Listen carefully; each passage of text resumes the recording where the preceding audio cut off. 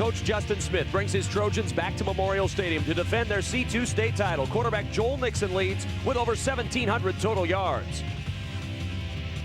Blue Hill coach Scott Porter is looking for a better result in this year's title game. Senior running back Brandon Feynman paces the Bobcats with over 1,500 rushing yards this year. It's Wakefield and Blue Hill in the C2 title game.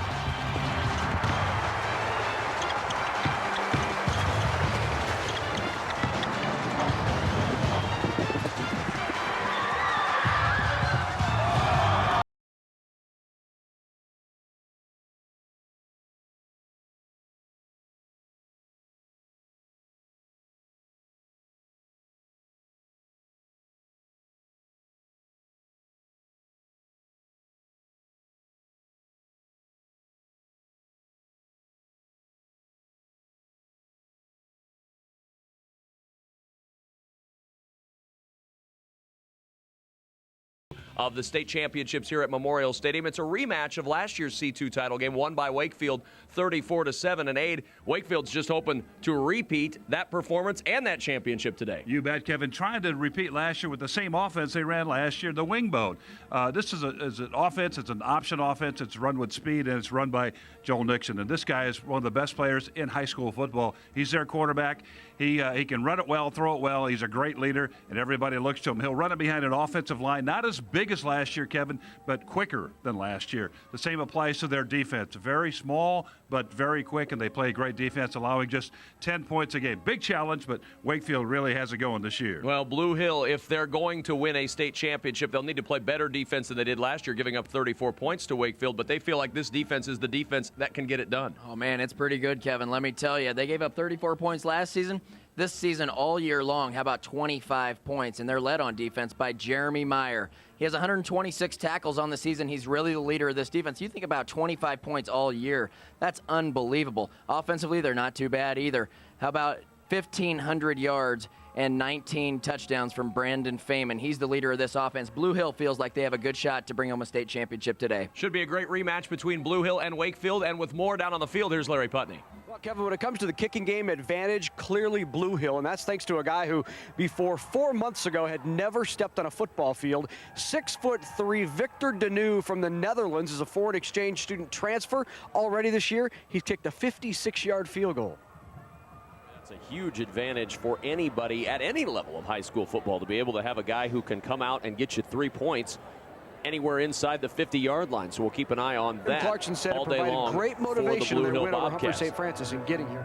We'll look forward to that, and we'll look forward to hearing and seeing from him a little bit later on. The Blue Hill Bobcats and the Wakefield Trojans both 12-0 on this season, and that rematch from last year dominated by Wakefield. In fact, Blue Hill's only points last year came on a defensive recovery and return for a touchdown. So Blue Hill's still looking for their first points offensively against Wakefield. Yeah, they really are, Kevin. And, you know, when you have a quarterback like Joel Nixon, the All-State last year, C2 Player of the Year, he's a guy that can control a game, and he did it last year. The question remains, will he do it this year against this Blue Hill defense, which is dominant? It's a Wakefield team that's 12-0 looking to defend, and a Blue Hill team that's looking for their first ever state championship. And let's send it now to our public address announcer, Doc Weininger, for today's player introductions. Good morning, ladies and gentlemen. On behalf of the Nebraska School Activities Association, its member schools, and U.S. Bank, welcome to Memorial Stadium for the Class C2 State Championship game. Today's game features the Wakefield High School Trojans versus the Bobcats of Blue Hill High School. And now, the players and coaches competing in today's game. First, the starters for the visiting team, the Wakefield Trojans. Number 2, Joel Nixon. Number 10, Mason Nixon. Number 12, Chad Clay. Number 17, Colby Henderson. Number 18, Seb Kramer. Number 19, Tyler Bodlock. Number 23, Drew Henderson. Number 24, Nick Kernan. Number 25, Saul Ortiz. Number 34, Ian Miner. Number 36, Shane Campton. Number 40, Wes Erickson. Number 44, Ryan Klein. Number 51, Andrew Gustafson. Number 52, Brady Nicholson. Number 53, Dusty Rose. Number 54, Jacob Blessing.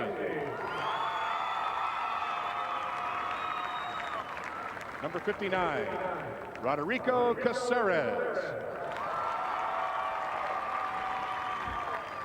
Number 62, Miguel Gonzalez.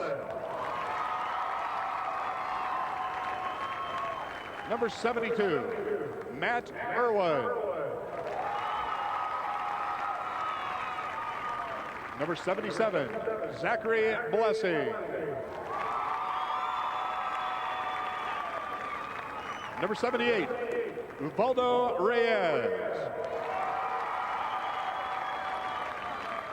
Head coach for Wakefield is Justin Smith. And now welcome the rest of the Wakefield Trojans to the field. Justin Smith in his 10th year as head coach of Wakefield, in his 2nd through the 4th year. This team won 6 games total. They've won 12 this season after the state championship a year ago. A very impressive turnaround for Justin Smith with this Wakefield Trojans program, once one of the laughing stocks of high school football and now one of the juggernauts of high school football in the state of Nebraska. One of the blue chip stocks, Kevin, yeah. You might put it that way, but yeah, they call that the dark ages of the program, but now they're in the enlightenment period and doing a great job. And let's go back to our public address announcer, Doc Weiniger, and we'll introduce you to the Blue Hill Bobcats. And now for the home team, the Blue Hill Bobcats. Number 2, Jacob Bachman. Number 5, Victor Denew. Number 9, Jeff Hubble. Number 28, Brandon Feynman. Number 51, Jeremy Meyer. Number 52, Brandon Rose. Number 56, Bradley Komicher.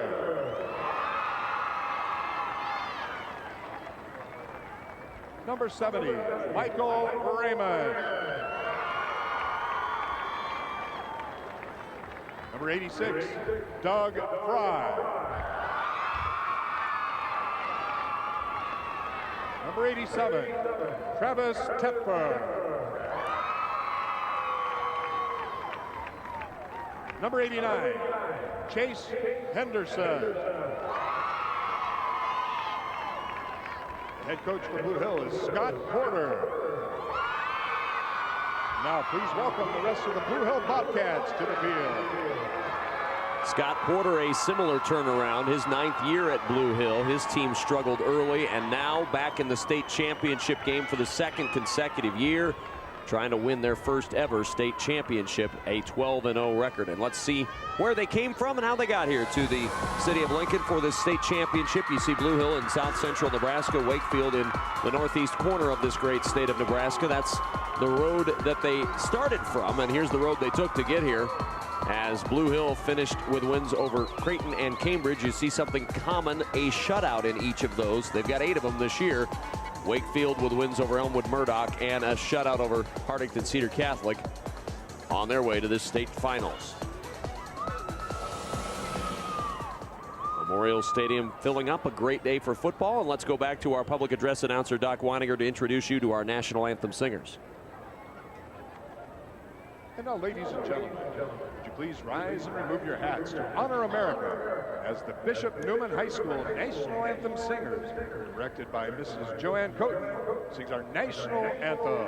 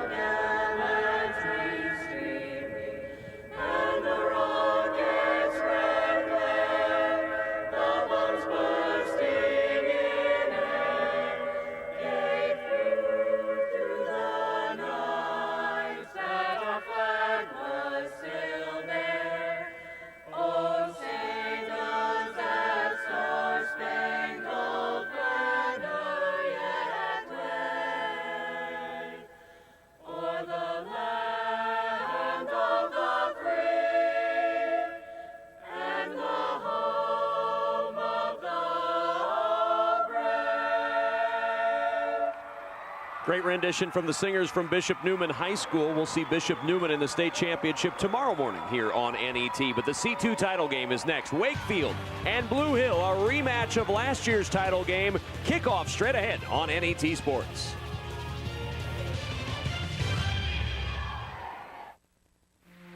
Some people tell me it's just a game, but it's more than that, at least to me. It's years of playing catch with my dad and friends in the backyard. It's a drawer full of jerseys and a lifetime of loving the game. The Nebraska Public Power District congratulates every player and coach who plays the game safely, with spirit, integrity, and pride. Nebraska Public Power District, always there when you need us. Together with your local public power utility. Programming on NET television is provided in part by Education Quest Foundation. For over 20 years, Education Quest has provided free college planning resources to help students search colleges, search for scholarships, complete financial aid applications, and learn more about student loans. Education Quest is located in Kearney, Lincoln, and Omaha. Appointments available at 800-666-3721. Programming on NET television is made possible in part by U.S. Bank, fulfilling their commitment to serve customers wherever they are on their terms, providing a full range of banking services at 57 branch offices and more than 100 ATMs located conveniently across Nebraska. Wherever you go, 7 days a week, 24 hours a day, you'll find us.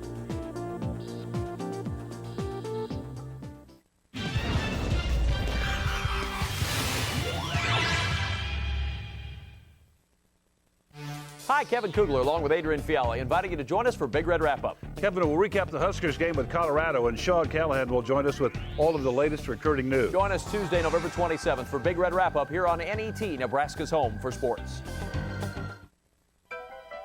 You're watching NET Television, Nebraska's PBS station.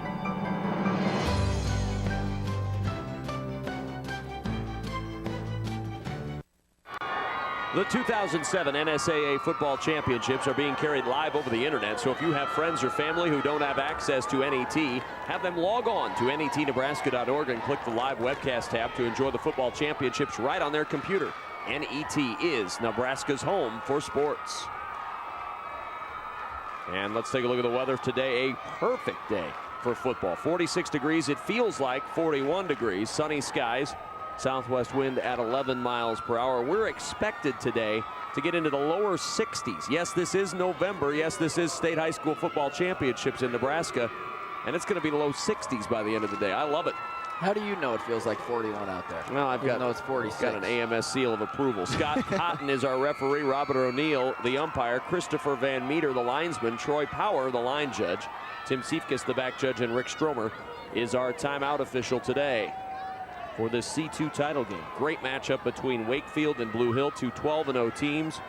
Blue Hill's defense against Wakefield's offense, and that's what we're going to see first off here as Blue Hill will kick off to Wakefield. Back deep, Colby Henderson and Joel Nixon for Wakefield. And it'll be Nixon from the 3. Nixon out near the 20-yard line, in trouble, and down he goes back near the 17. Tried to run around the trouble, but he couldn't get away from Doug Fry. And let's take a look at the offense for the Wakefield Trojans. Along the backfield, Joel Nixon, Wes Erickson, Colby Henderson, Ryan Klein, Nick Kernan, and Ian Miner. The backs and receivers, the offensive line from left to right, Jacob Blessing, Andrew Gustafson, Zachary Blessing, Brady Nicholson, and Dusty Rhodes. And we'll set the Blue Hill defense for you in a moment. First down and 10. They spot it at the 18-yard line as Joel Nixon brings his team out for the first time today. And Nixon on the option keep, breaks a tackle at the 20, and Nixon out to the 24-yard line, a 6-yard pickup as we look at the Blue Hill Bobcat defense. And we start on the defensive line. Riley Boniface, Keith Feynman, Brandon Groves, and Cody Carr on the defensive line. Backs and linebackers, Brad Kometcher, Nathan Petska, Jeremy Meyer, Brandon Feynman, Jeff Hubble, Doug Fry, and Travis Tepfer along that backfield there for Blue Hill. 2nd and 4 from the 24. And the give up the middle to Ian Miner. First carry of the day for the fullback, who's 2 yards away from 1,000 yards. And we chatted earlier with Justin Smith, the head coach of Wakefield, and asked him about his quarterback, Joel Nixon. He's got a real feel for the game. Great kid, real responsible, polite young man. Just a great kid to coach. One of those guys rally around, and they look to him for a spark, and he usually provides it. Well, he's a guy that can do it all. He can run, he can throw, leads this team, knows how to win. Won a state championship as quarterback a year ago. And on 3rd down, he will throw for the first time today. Pressure comes. Floats it out. He's got a man open, and it's caught at the 44-yard line. Ryan Klein right there makes the grab, and it's a first down, a pickup on the play of 19 yards. And that play typifies what Joel Nixon can do.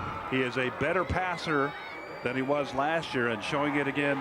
Good deception on the play, and then good legs to get him outside, and then he just drops one in right there to Ryan Klein. But he's a better passer than last year, and it's really made a big difference in what they've done this year. Klein back on the field today. He had a mild concussion a week ago, but cleared and ready to go today. Nixon trying to get free, but he'll be buried in the backfield. Brandon Groves finished him off for Blue Hill on a loss of a couple of yards back to the 42-yard line. Cody Carr got a piece of him in the backfield. Cody Carr at the defensive end position really causes a lot of havoc for this defense. But they just pursue the ball so well, Adrian. You don't only give up 25 points all season long if you don't have 11 hats running to the ball on every single play. Phenomenal story. 8 shutouts on the year, 4 single-game scores, incredible. And their speed on defense is better this year. They're stacking 8 people up front, however, to try to stop this option. 2nd down and 12. Quick slant pass, and it's dropped at the 49-yard line. Chad Clay had a chance to pull that one in right there to hit him hard, Nathan Petska, and may have prevented the catch from being made. Just a slant route off to the right side. Nixon threw a pretty good pass. Hubble, I think, was there as well on the coverage. And the hit, I think, is what lodged the ball away. Otherwise, the catch probably would have been made. Hubble, a guy that will come up and smack him.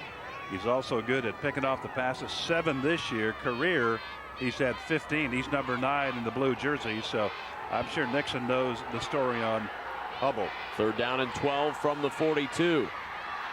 Nixon throws deep down the far sideline. Got a man there. It's caught at the 20. Henderson inside the 15, and he's down to the Blue Hill 12.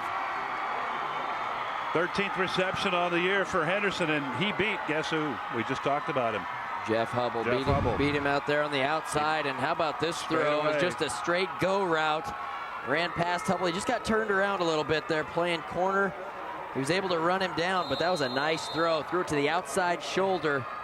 Nixon was on the money with his first three throws of the day. That little technique problem with Hubble that time. He was just backpedaling too long. He had to turn and throw and go. He didn't do that. On first down, quick give to the fullback Minor, and Minor just a yard down to the 11-yard line. And it'll be 2nd and 9 for this Wakefield offense, kind of picking up where they left off last year on this field against this team, Blue Hill. Right down the field they go. Last year, Nixon ran for 98 and threw for 100.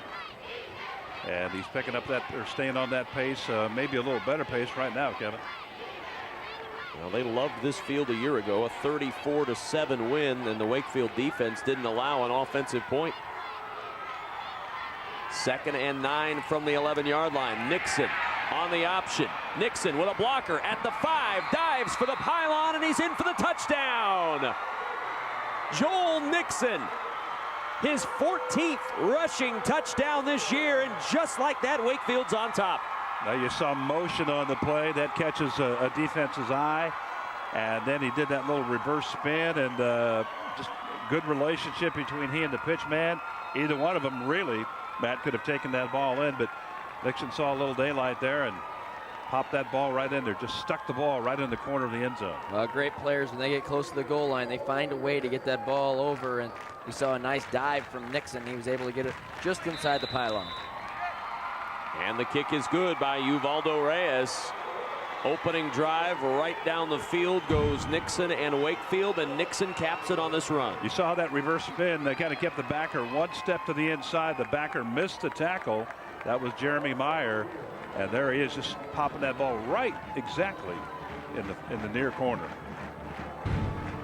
So an impressive start for Wakefield, and let's head downstairs to Larry Putney.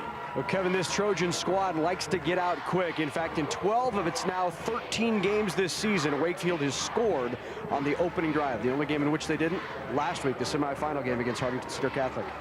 And guys, that's really got to be kind of a, let's talk about it a second. It's got to be kind of a blow to the mind of the defense for Blue Hill. I mean, this is a team that is stingy in the points, to say the least, and they just took it right down the field. A very impressive start, no question, for Wakefield.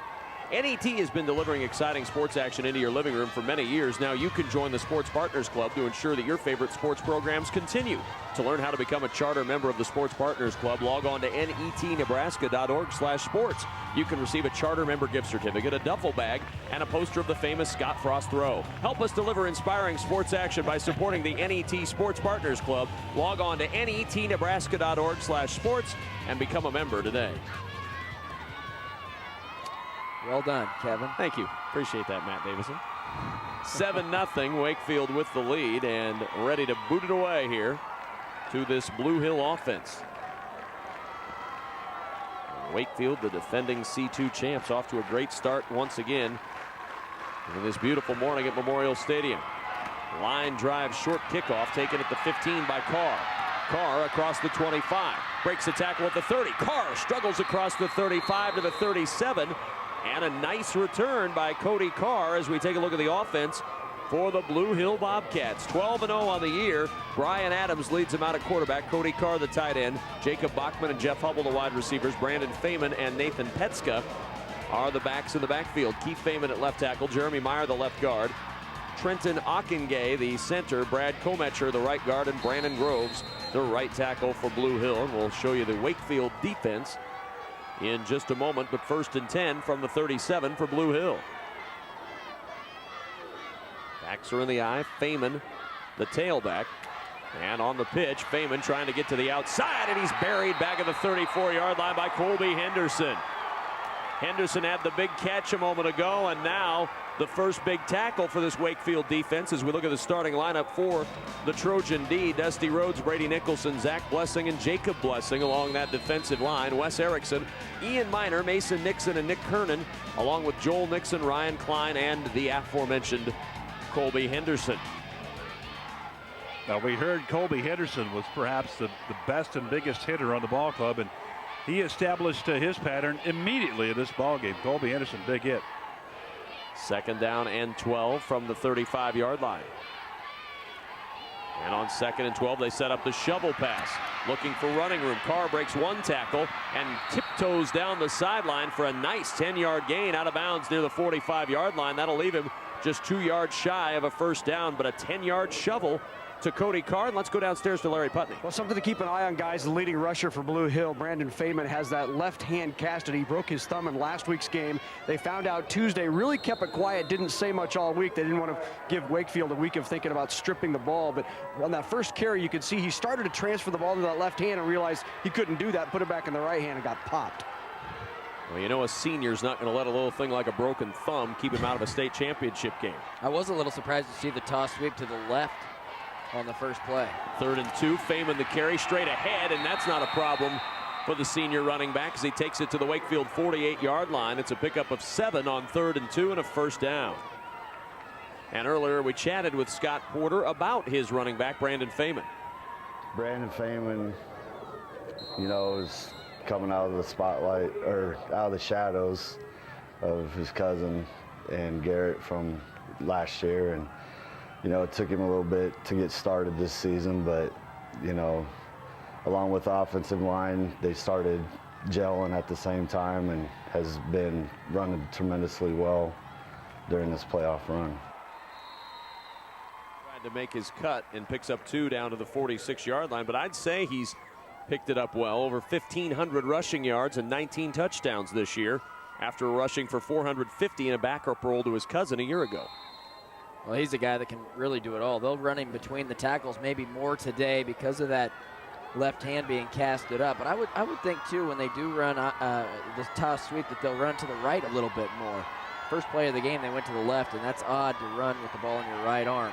2nd and 8, Adams to throw, floats it over the middle, and that pass is intercepted by Henderson. Henderson weaving in the middle of the field to the 30. Henderson to the far sideline, and he's down at the 40-yard line.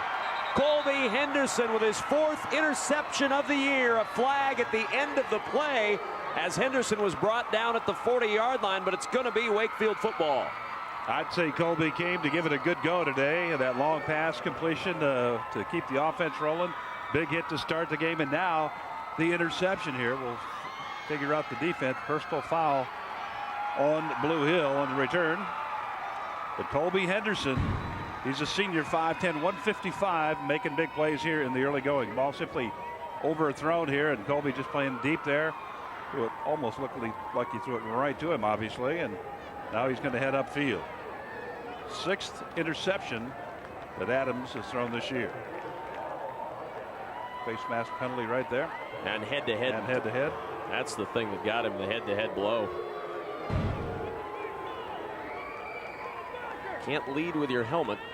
They'll flag it every time. Yeah, ripped his helmet off, too, in the process. So Blue Hill with their backs against the wall here early. 6:21 to go in this first quarter. Wakefield already with a 7-0 lead, and the Trojans with a football on the Blue Hill 45.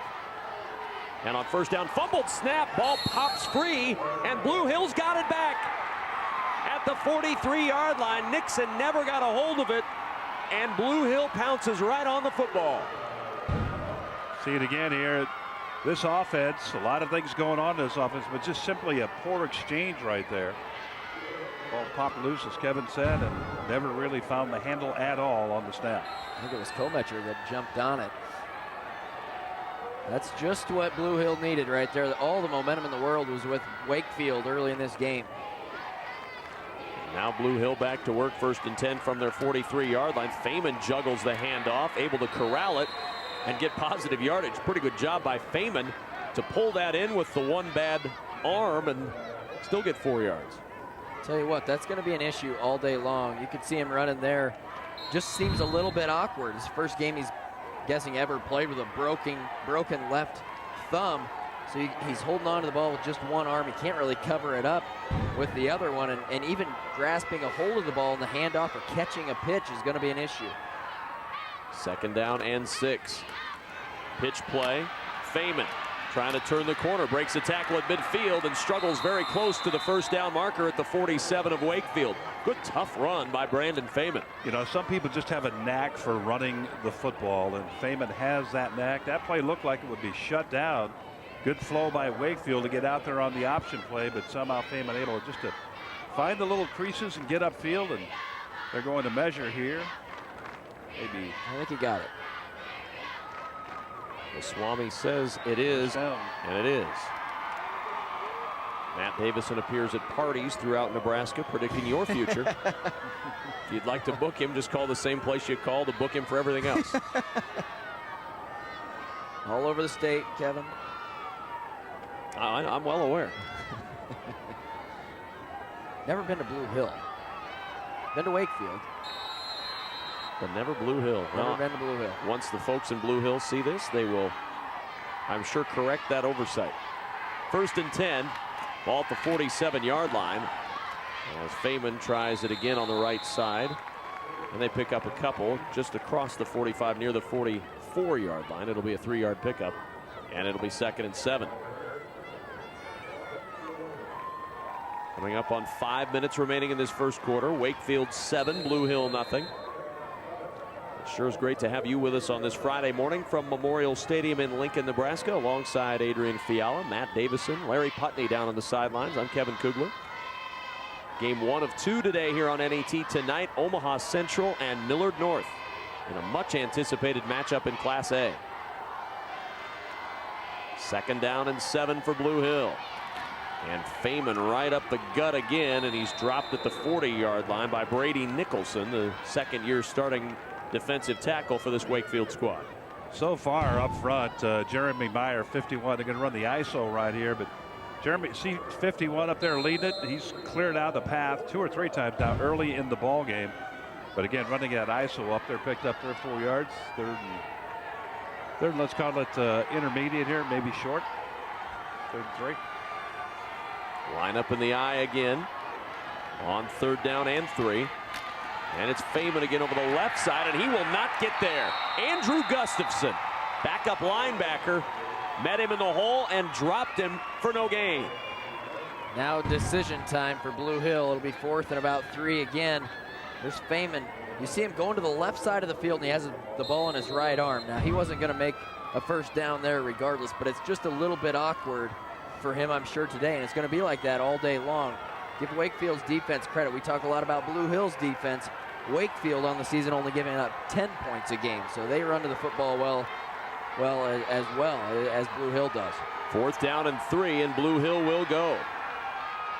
Feynman, the tailback. Adams rolls out. Adams is going to keep, and down he goes. No gain on the play, caught from behind by Dusty Rhodes. And Wakefield forces the turnover on downs as Blue Hill is stopped on 4th down. It's what you want from your defense right there, Matt, as you were talking about Wakefield's defense. No slouch on the year, just allowing just over 200 yards a game and 10 points. That's the big factor right there, but great job to fill it up. Looked like a pass play to start out. Nobody open, tuck it and go, and then get that tackle for a loss. 1st down and 10 from the 41-yard line. That's the fullback, Ian Miner, rumbling across the midfield stripe to the Blue Hill 49. Very close to a 10-yard gain and a 1st down for Wakefield. I think it will be a 1st down, and this is why the option game is so hard to defend. You see the read by Nixon, gives it to the fullback right up the middle. Miner hits the hole hard, and just like that, it's a 10-yard gain. It's just so hard to defend those 3 options, the fullback, the quarterback, and the running back on the pitch. It is a 1st down at the 49-yard line of Blue Hill. Wakefield leading 7-0.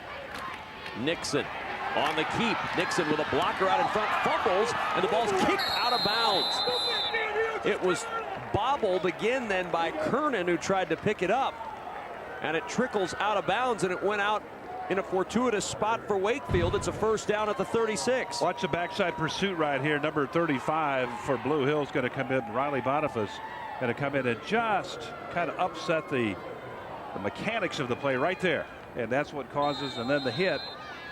He's off balance, and then the hit. That causes the fumble, and the ball is advanced just a little bit beyond that. Petska caused that fumble. Came up, put his hand right on the ball. From the 36, 1st down. Fullback Miner down to the 32-yard line. 4-yard pickup. Just chopping away. 4 yards right up the gut by the fullback, and then Nixon to the outside. Pretty effective offense for this Wakefield Trojan squad. Exactly, Kevin. And again, making a statement against this very tough Blue Hill defense. They're just kind of moving the ball right now at will.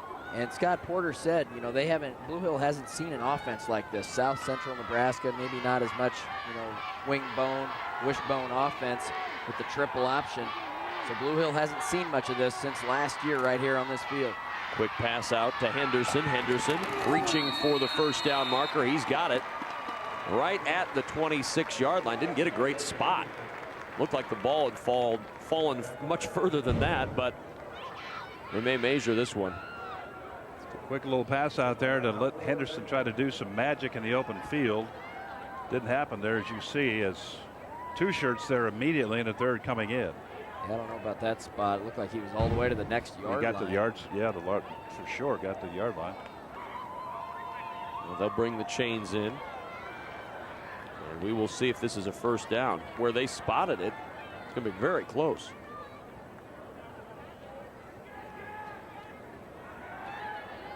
He's just got it. The first down for Wakefield. And they continue to move the ball. Aid, we talk about that wing bone, and you'll see it again tonight in the Millard North Omaha Central game. There are some similarities between what Wakefield does and what Millard North tries to do. You bet. When we talk about the wing bone, you're talking about both backs setting up on the very edges of the offensive line, and then you're going to usually run one of those people in motion, or if you don't, quarterback will reverse spin. That'll give that wing back a chance to get back into the flow of the play. There you see it right there.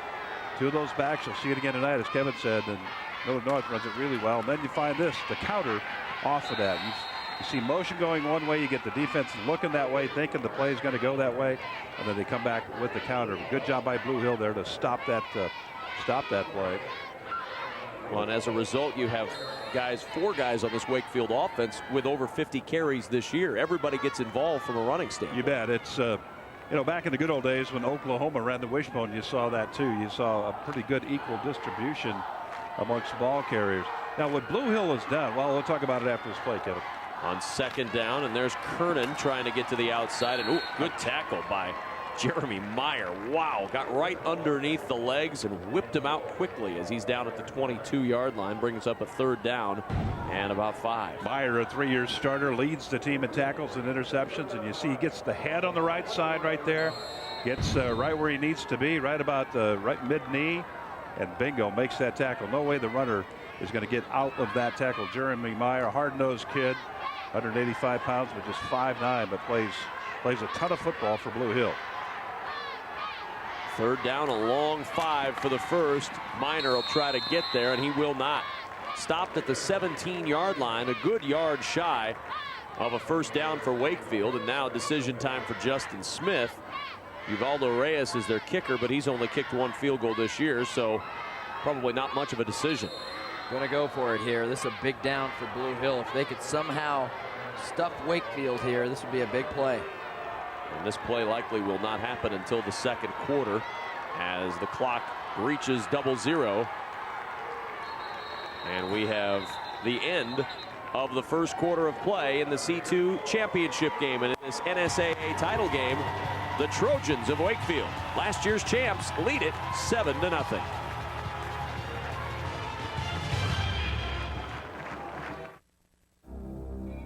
Rising from acres of Midwestern farm fields, a revolution is coming.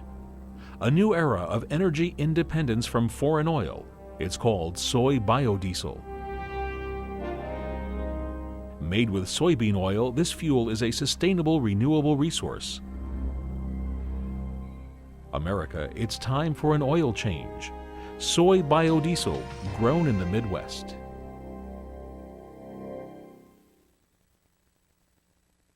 The headaches were changing my daily routine. Migraines caused Karen to see a neurologist who recommended a prescription. I didn't want the drugs, and that's when she said to start walking. And so I started walking, and I haven't had a headache since. I'm a lot healthier than I was, and I can accomplish a lot more because I feel better.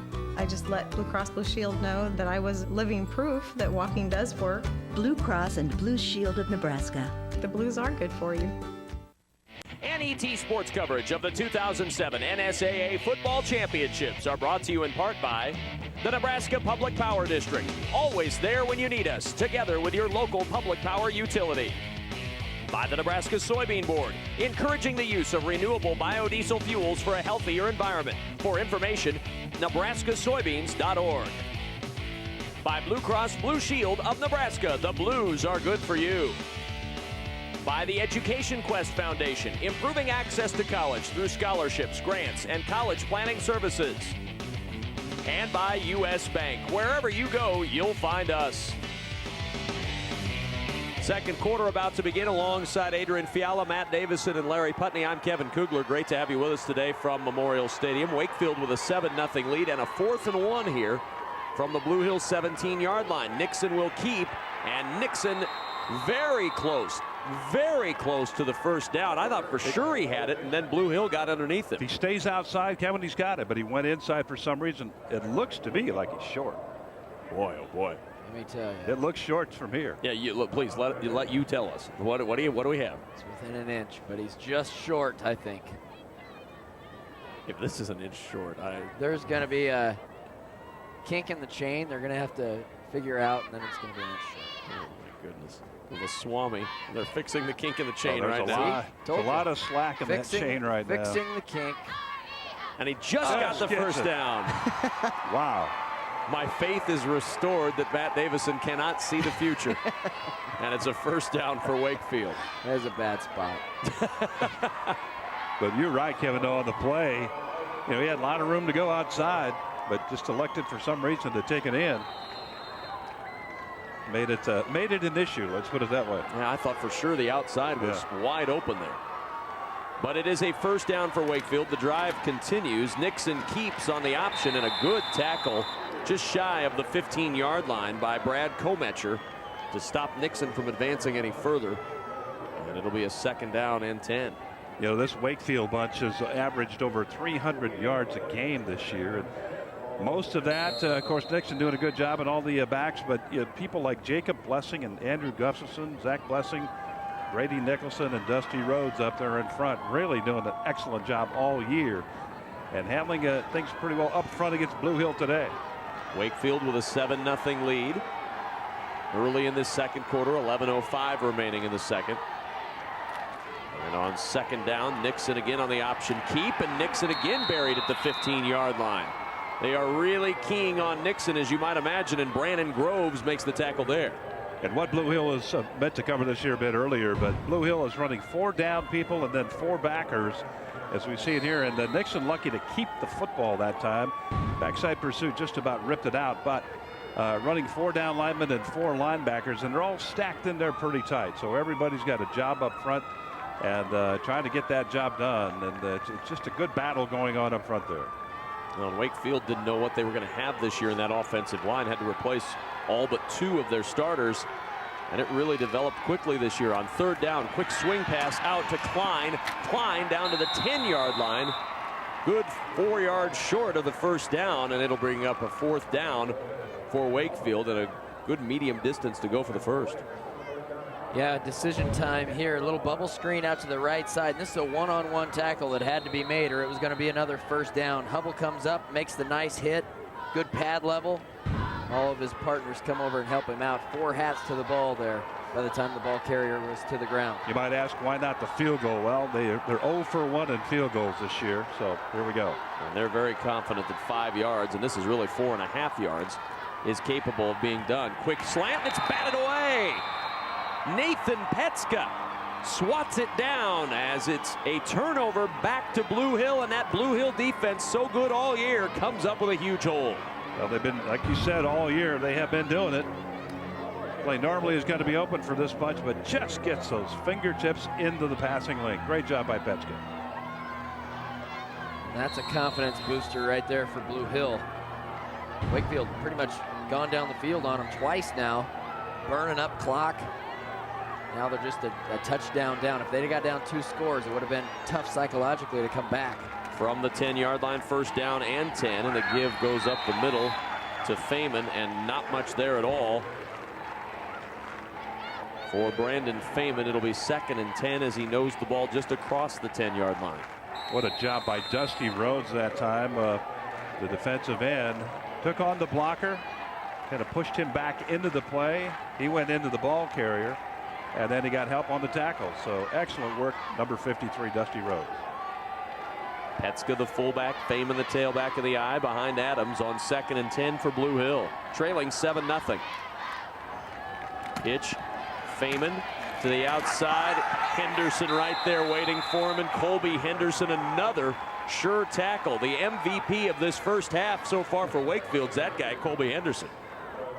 He's been all over the ballpark. Good reputation. We said earlier, it's a great hitter. He's had a couple, 3 good hits. And boy, did you see how he squared up right there? I mean, perfect balance. He got his feet perfectly under him as far as the balance goes. Arms ready to go, and just drove right into the ball carrier. 3rd down and a long 10 for the first. And flags are down.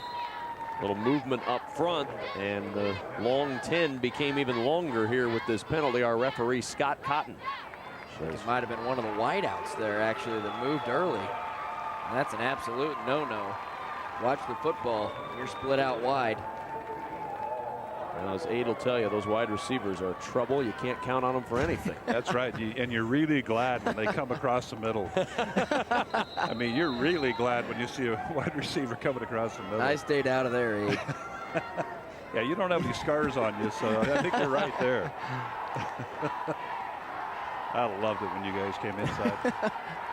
I liked it when you weren't looking and it was a running play. I used to love to scare wide receivers just all the way back to the huddle. 3rd and 15, and a draw play by Adams on the quarterback draw, and he takes it just across the 10-yard line. It'll leave Blue Hill with a 4th and 9.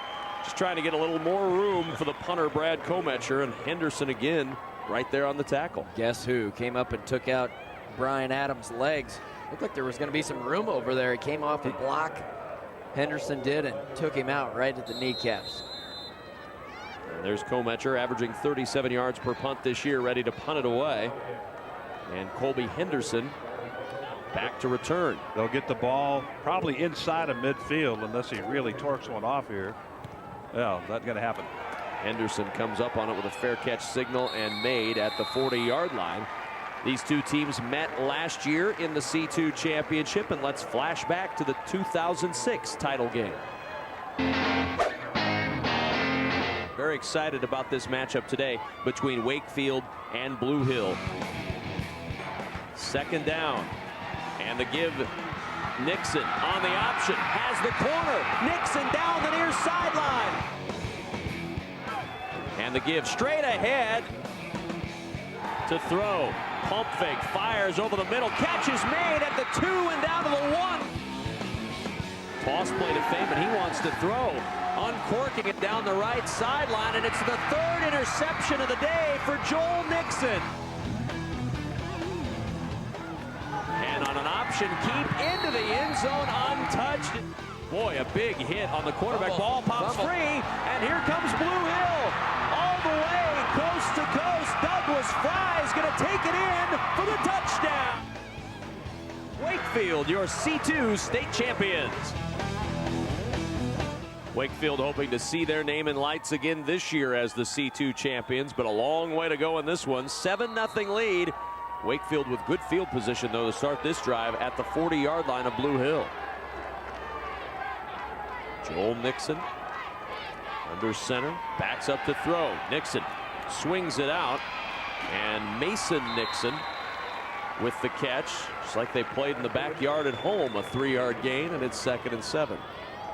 Good job by Feynman that time, staying at home over there on that left side and making the play. Play looked like it might have a little potential, but Brandon Feynman over there to make a nice tackle with that bum thumb. Not easy to say, bum thumb. Bum thumb. That's what a throat lozenge will do. Nixon to Nixon on that last play, and there's a couple of brothers up front, the Blessing brothers, identical twins. 2nd and 7 on the pitch. Running room for a moment for Ian Miner, and he stopped a yard shy of that Wakefield first down. Well, they'll mark him at the 32. It's a good 2 yards short. 3rd and 2 now for Wakefield. tackle by Jeff Hubble, who has had a very good start to this game for the Blue Hill defense. And you don't want your DBs making all the tackles, that's for sure. Hubble's had a nice game. You need to have your defensive linemen, linebackers making some plays, hopefully in the backfield. 3rd down and 2 for Wakefield. Nixon on the keep, has the first down, and Nixon down at the 27-yard line of Blue Hill. 5-yard dance by Joel Nixon for the first down. Boy, they had him stopped behind the line of scrimmage. Riley Boniface had a shot. Watch here, number 35 in blue. Had a well, we won't see it, but he had him around the waist and just slipped right off. Riley Boniface from Blue Hill. He makes that play. He's back in the stop cold there in the backfield, and no first down, but did not happen. This Blue Hill defense is going to be asked to stiffen here again in these last 5 minutes. You don't want to give up another score and go in down 2 touchdowns at halftime. And a timeout taken by Wakefield with 5:39 remaining in this first half, and a 7-0 lead.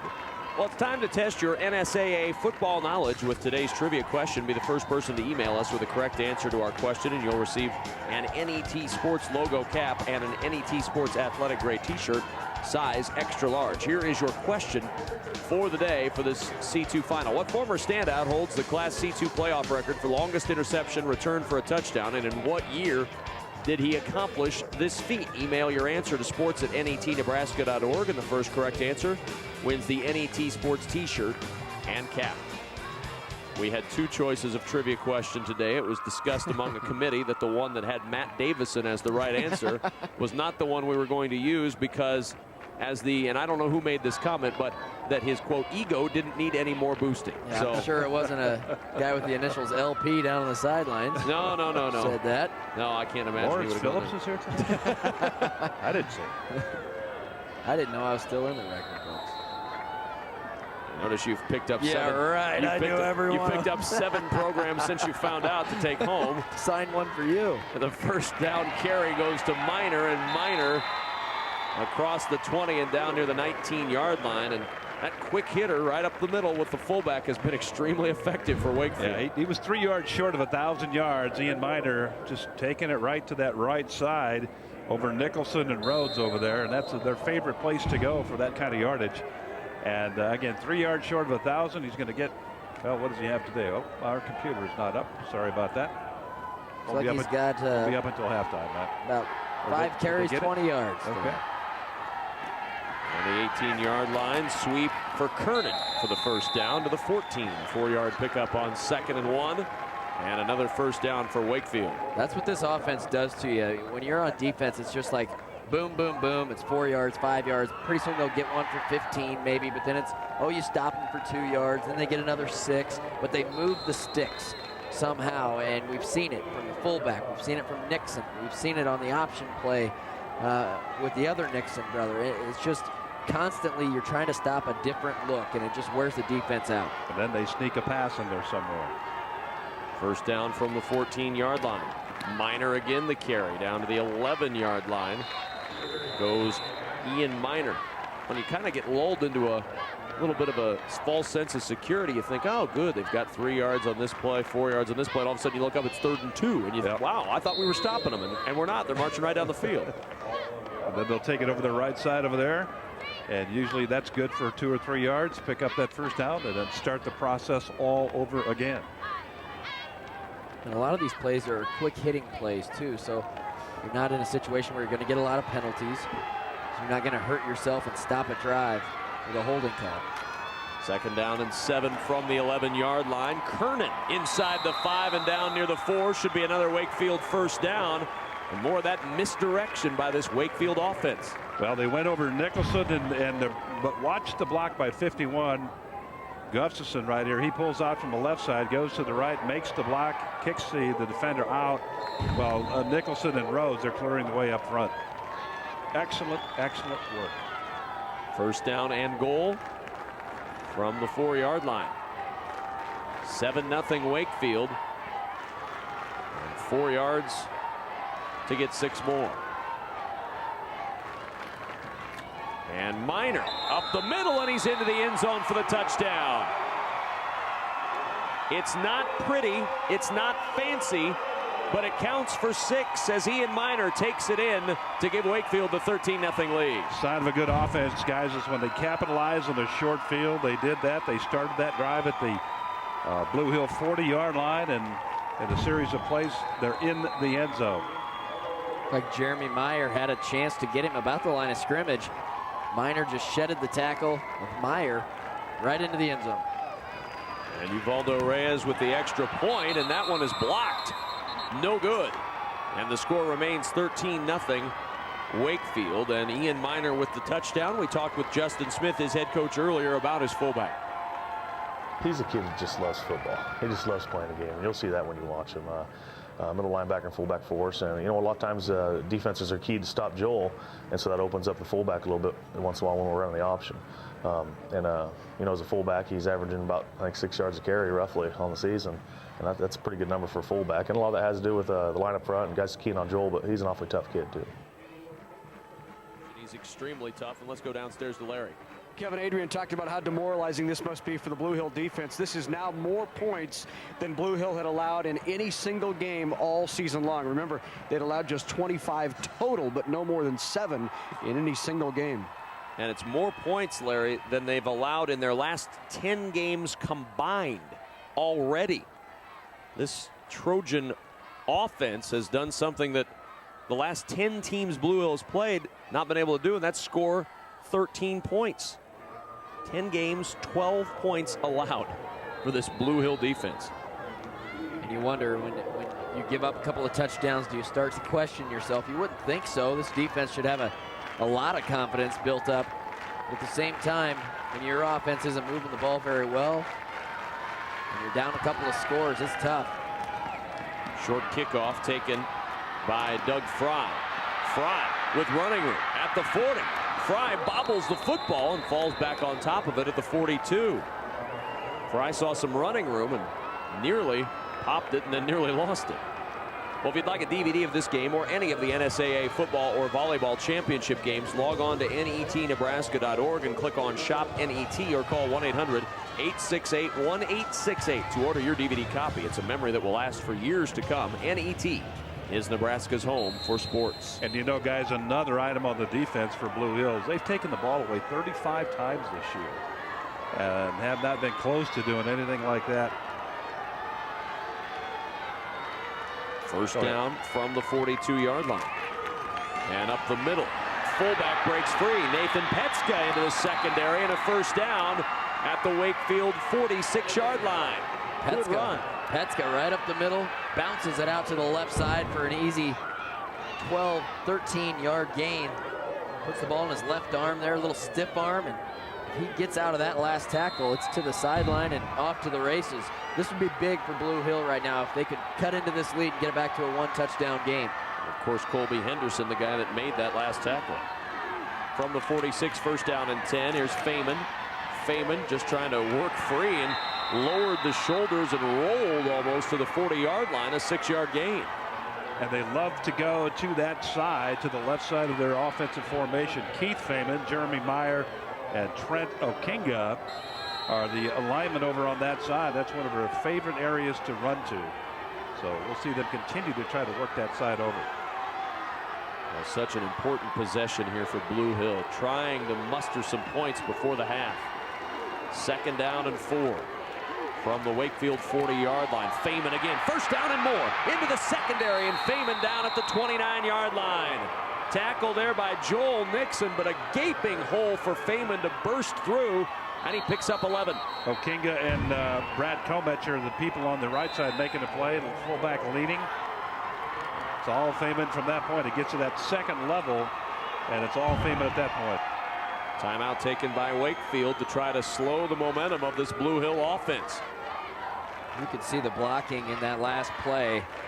It's just, you see the end zone copy here. Watch, you'll just see a tunnel right down through there. Look at that hole. You saw perfect blocks. You see the offensive linemen, they have their rears to the hole there, Adrian, and just a nice 3-4 yard hole. You saw Brad Kometcher pull up and go. He pulled to the right, and then Brandon Groves came down and he blocked to the left, and he created that little sliver that you needed, created a hole, and then from that point on it was all Feynman.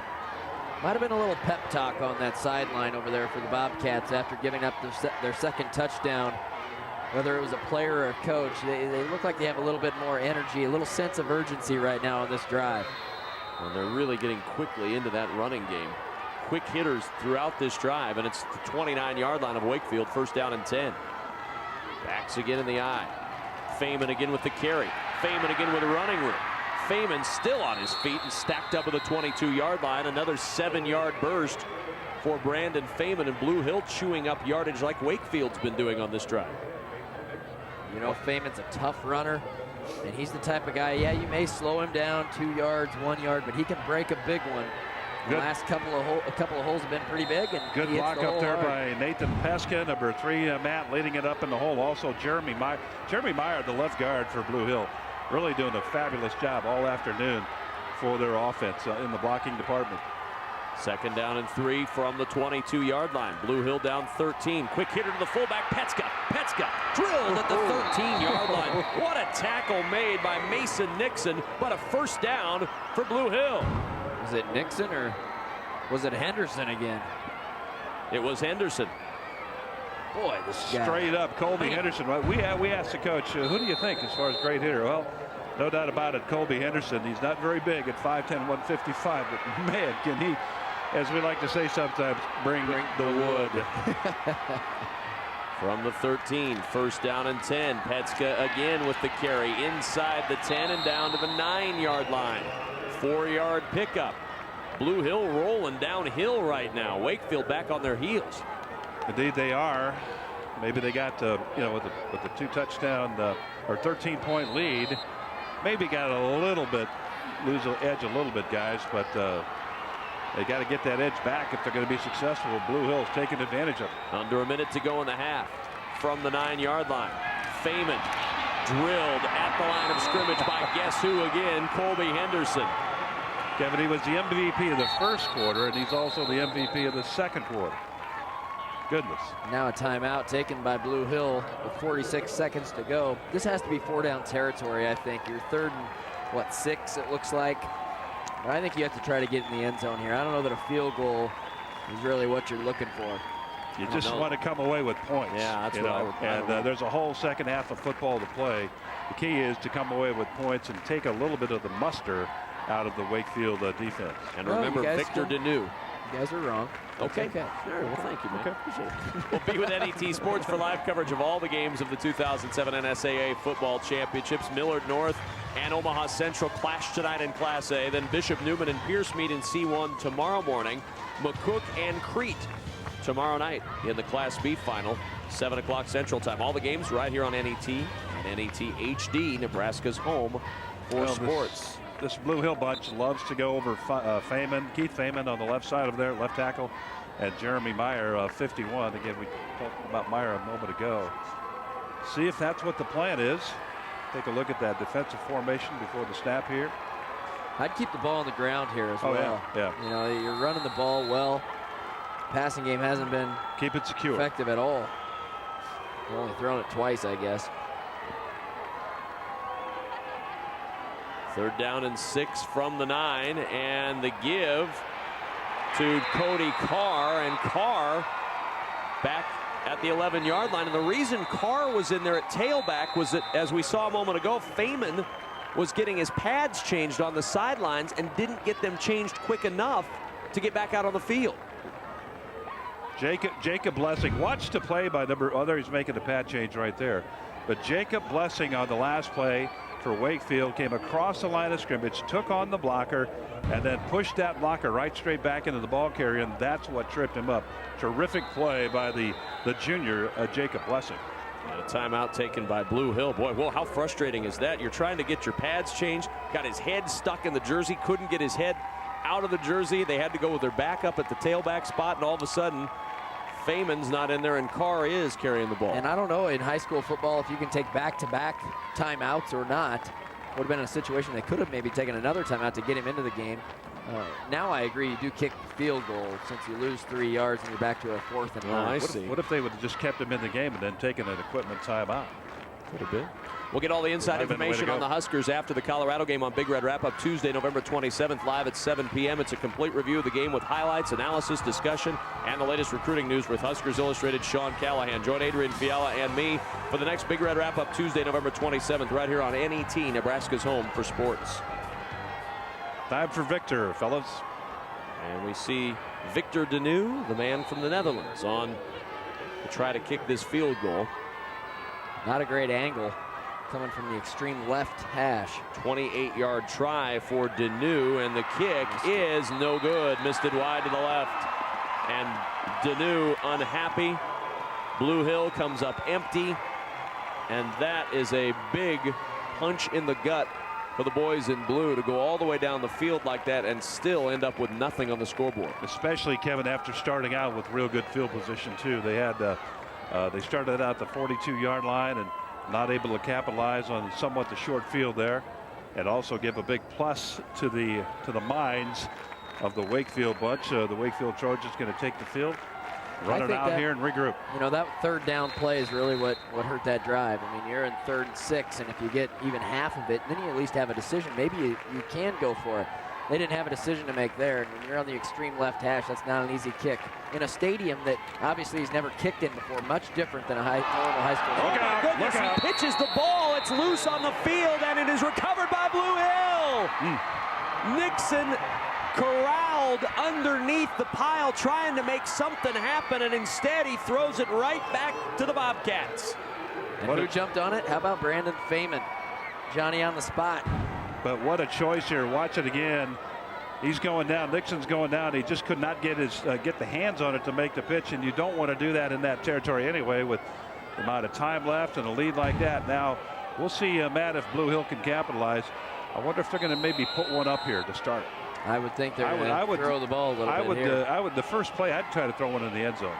Try to catch Wakefield off balance a little bit here. Jacob Bachman is the single wide out to the left. Wide out to the right is Jeff Hubble on 1st down.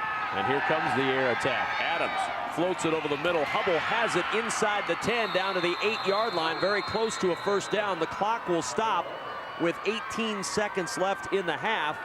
It will be a 1st down. They'll set the change, and then it will start again. They didn't get this ball in the end zone, but they surprised the defense with the throw. As you'll see the receiver here, Hubble wide open. Goes up. Great catch by Hubble.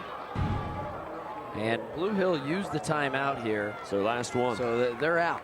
So now you have to throw the ball into the end zone, and you can't take a sack or the half is over. So that's what you're saying in the huddle right now. You're the coach. You're saying, okay, now, Brian Adams, you need to throw the ball into the end zone, and you can't take a sack. Those are the two things you need to really worry about here, because worst case scenario, we want to have another chance at 3 points. Blue Hill trying to take advantage of an extremely costly Wakefield turnover. How costly will that turnover be? We'll find out in the final 18 seconds of this half. But if that turns into a touchdown for Blue Hill, that completely changes the complexion of this ball game. And even if they get a field goal too, you know, we said punch in the gut to Blue Hill just 3 minutes ago. Now if they come away with points, big momentum. That's the key, Matt. And the takeaway, again, Blue Hill's been very good at takeaways this year. Spread over there, trips on the left. 1st and goal from the 8. Quick screen pass out. Blockers in front for Hubble. Hubble at the 5. Breaks a tackle to the 4, but he's not going to get in. Clock will continue to run. 8 seconds, 7 seconds. They're going to try to spike it as quick as they can. Can they get it snapped and spiked in time? They cannot, and the half is over.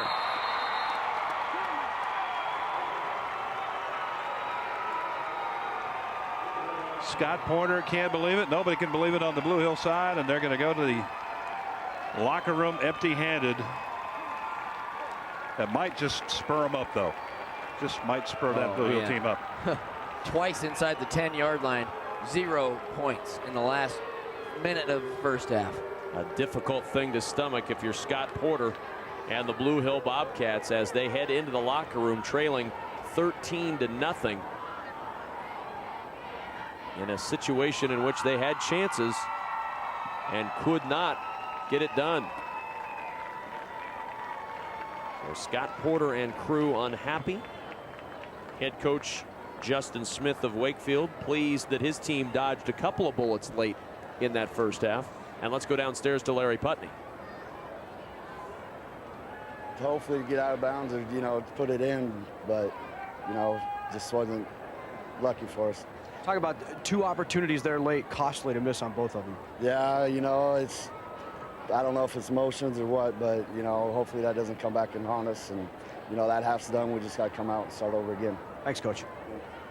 Thank you, Larry. Scott Porter obviously disappointed, but plenty of football to play in this C2 state championship. And right now at halftime in the NSAA C2 finals, it's 13-0 Wakefield over Blue Hill. Programming provided by Nebraska Public Power District.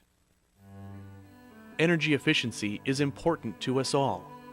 At Nebraska Public Power District, we're committed to helping everyone use less energy through new technologies like this compact fluorescent light bulb. Because when you reduce your energy costs, we all win. This message brought to you by the Nebraska Public Power District, always there when you need us, together with your local public power utility. Programming on NET television is provided in part by Education Quest Foundation. For over 20 years, Education Quest has provided free college planning resources to help students search colleges, search for scholarships, complete financial aid applications, and learn more about student loans. Education Quest is located in Kearney, Lincoln, and Omaha. Appointments available at 800-666-3721. Programming on NET television is made possible in part by U.S. Bank. The U.S. Bancorp Foundation supports charitable, educational, and community service-oriented organizations in communities across Nebraska and the nation. U.S. Bank employees dedicate their time and efforts to local causes they are truly passionate about. U.S. Bank. Wherever you go, you'll find us.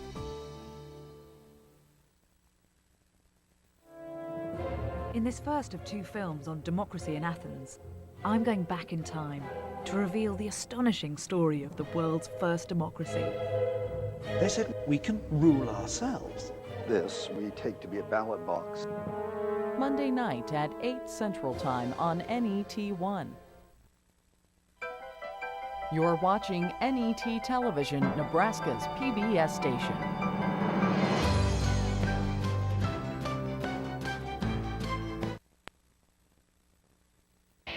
NET sports coverage of the 2007 NSAA Football Championships are brought to you in part by the Nebraska Public Power District, always there when you need us, together with your local public power utility.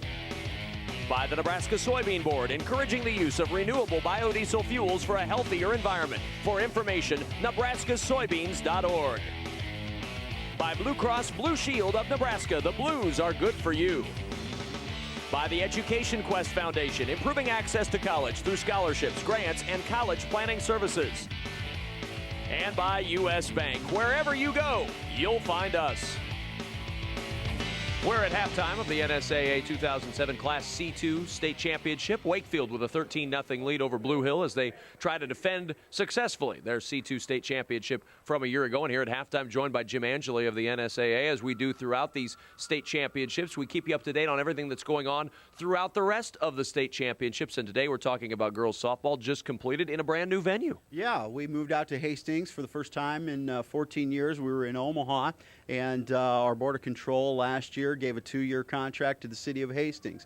And those people are excited out there in central Nebraska. They've got a beautiful facility at the Bill Smith Complex, and they did a great job hosting the state tournament out there for us. We're taking a look at some highlights from this past season's state softball tournament, and much like girls golf and everything else, great weather for the tournament. It was actually a beautiful 3 days out there at Hastings, and that just makes everybody's disposition a lot better.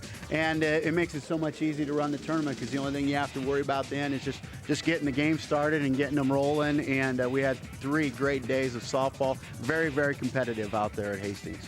Jim Angeli joining us for the NSAA as we look back to the girls softball tournament. Let's talk a little bit about the competitive level of this tournament. Seems like throughout the school years and throughout the years in Nebraska, the competitive level just rises and rises and rises. Players spend more time with their program, spend more time in weight training, spend more time in conditioning, and obviously elevates the level of play. Well, it really does. And if you look at the early signing date this past week, which was November 14th, 6 athletes we had to deciding be either with Division I or Division II. Ashley Hageman and Nikki Haggett from Elkhorn signing with the University of Nebraska. Christina Ruff signing with Creighton University. She's out of Omaha West Side. And then we also had 3 other athletes signing with Division II programs, UNO, Southwest Minnesota, I believe, and Northwest Missouri State. So there's a lot of competitive players, very high level of softball that coaches from all over the Midwest are coming to our state tournament to look at that talent. And we had coaches from as far away as North Dakota, again, coming to watch and see the 3 days of the state tournament out there. Well, and with the growth and the development of the players in the state of Nebraska, more and more schools are starting to develop softball programs for their kids. That's absolutely correct. We are now over 100 programs, actually at 101, and so we had 3 more schools add from last year. And it was fun to see a first-year program like O'Neill in Class C. First year actually playing NSAA state softball, they qualify for the state tournament in Class C. Now, you see a lot of these girls who obviously play softball throughout the year, whether it's club softball or they play in the summers or everything, and I'm assuming that helps programs like O'Neill that start an NSAA program jump right in and become competitive right away. Well, that's absolutely right, and that's one of the benefits of having softball during the fall season is so many of the athletes play summer ball, and obviously it's the time to do it. The weather's great, and they can come right off their successful summer seasons. Within a couple of weeks, they're ready to go, put their high school team together and play and have a very, very high level of competition here in Nebraska. Jim Angeli with us from the NSAA. How much more can softball grow in the state? 101 schools sounds like a lot of schools to field softball teams. It is. That's we're roughly at a third of the schools that are having state softball. And I'm not sure how much more growth we can actually take. We're to the point now within our districts that we're looking at double elimination tournaments that are going into 2, maybe even possibly 3 days, because we're going to have possibly 8-team districts and 7-team districts. And so that's something that our Board of Control is going to have to look at just to how we get to the state tournament, because with us playing that double elimination format, we've got to give kids rest. We've got to look at the schedule and how we're doing those sorts of things in the future for the good of the athletes. Well, let's take a look at the results from this state high school softball tournament. You see Papillion La Vesta in Class A, Elkhorn in Class B, Takema Herman, your champions in Class C. Some terrific play in Papillion La Vista. Hard to see them as Class A. Gosh, there's a surprise. 12 out of the last 13 years they've won that state championship. They get a new coach in Todd Peterson, and they just do a fantastic job of rolling through the state tournament. Kylie Havenga throws 3 straight shutouts to lead them to the state title. In Class B, Elkhorn wins its 4th straight state title. 2 really great athletes there on that team with Ashley Hageman and, like I said, Nikki Haggett. And probably the best story was the right fielder, Megan Borcher. She's diagnosed with thyroid cancer in September, guts out the rest of the season, has surgery about 2 weeks after the state tournament. That was a great story. And in Class C, Takema Herman and Wayne give us the longest state championship final in the 15-year history of state championship softball. They go 12 innings, and Takema Herman wins that game 10-8. So it was a great, exciting state tournament in Hastings. A terrific debut in Hastings and a terrific tournament. Jim Angeli of the NSAA. Jim, thanks so much. It's my pleasure to be here. Thanks. Jim Angeli of the NSAA. We're at halftime of the NSAA Class C2 football championship, and at halftime, Wakefield, the defending champs in C2, leading Blue Hill 13-0.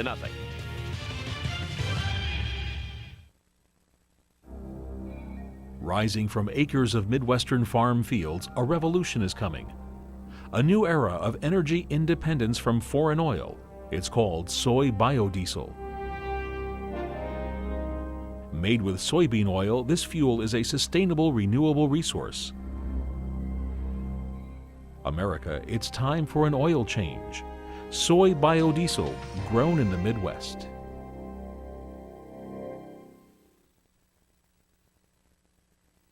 Programming is provided in part by Blue Cross Blue Shield of Nebraska. These cost about $50. This costs about $57,000. Choosing to use these can help you avoid this. And since inactivity is a better predictor of death than smoking, high blood pressure, and even heart disease, using these more and this less could save you more than money. A message that's good to know from Blue Cross and Blue Shield of Nebraska. Join NET's Sports Partners Club and be a part of a team that delivers Nebraska sports coverage to your home. As a club member, you can receive a member certificate, a club duffel bag, a signed Matt Davison poster, and more. Don't be a spectator, be a team member. Join NET's Sports Partners Club today. On Frontline, the savagery is almost beyond description. While the great powers of the world were paralyzed, Darfur just isn't important enough to anybody. A few said never again. There are things we all can and must do to stop it. On our watch. Tuesday night at 9 Central Time on NET1. You're watching NET Television, Nebraska's PBS station.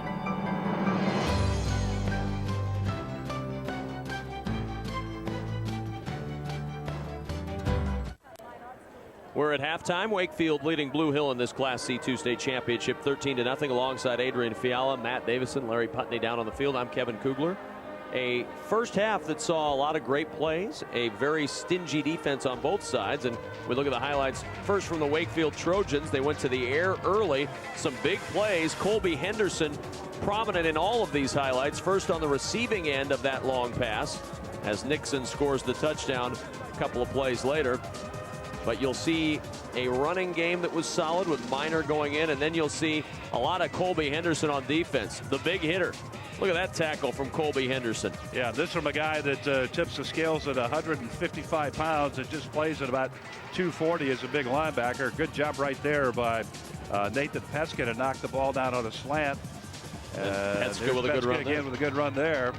And now Feynman going to go crazy and run up the middle. Good blocking up front, as we talked about, by Okinga and Kometcher. But a missed field goal by Victor Deneau. And then the ball returned to Blue Hill on a gift fumble, but they can't get the snap off before the end of the half to spike it and try to get a point or two on the board.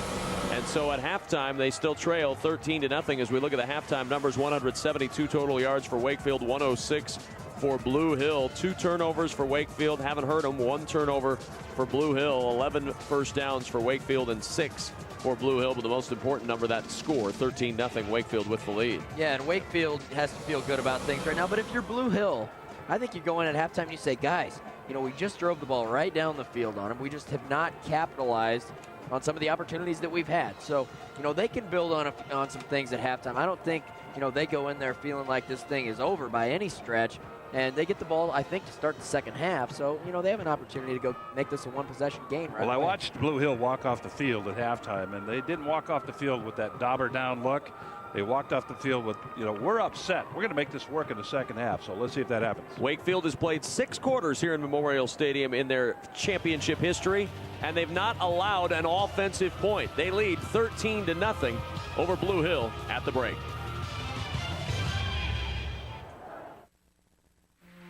Some people tell me it's just a game, but it's more than that, at least to me. It's years of playing catch with my dad and friends in the backyard. It's a drawer full of jerseys and a lifetime of loving the game. The Nebraska Public Power District congratulates every player and coach who plays the game safely, with spirit, integrity, and pride. Nebraska Public Power District, always there when you need us.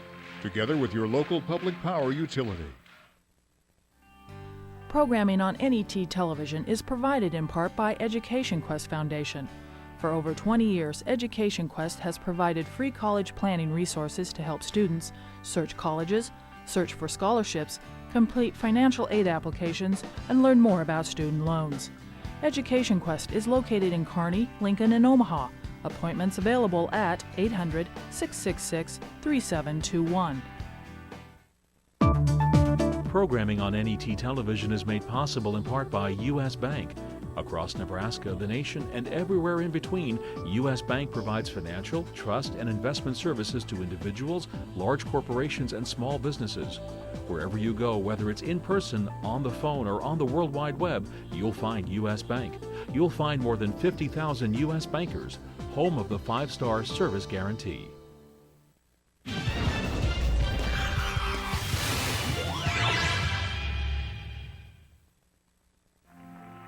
They reigned as television's first kings of comedy. But how did they get to the top? Trace the careers of the stars that started it all on the pioneers of primetime. Sunday night at 8 Central Time on NET1.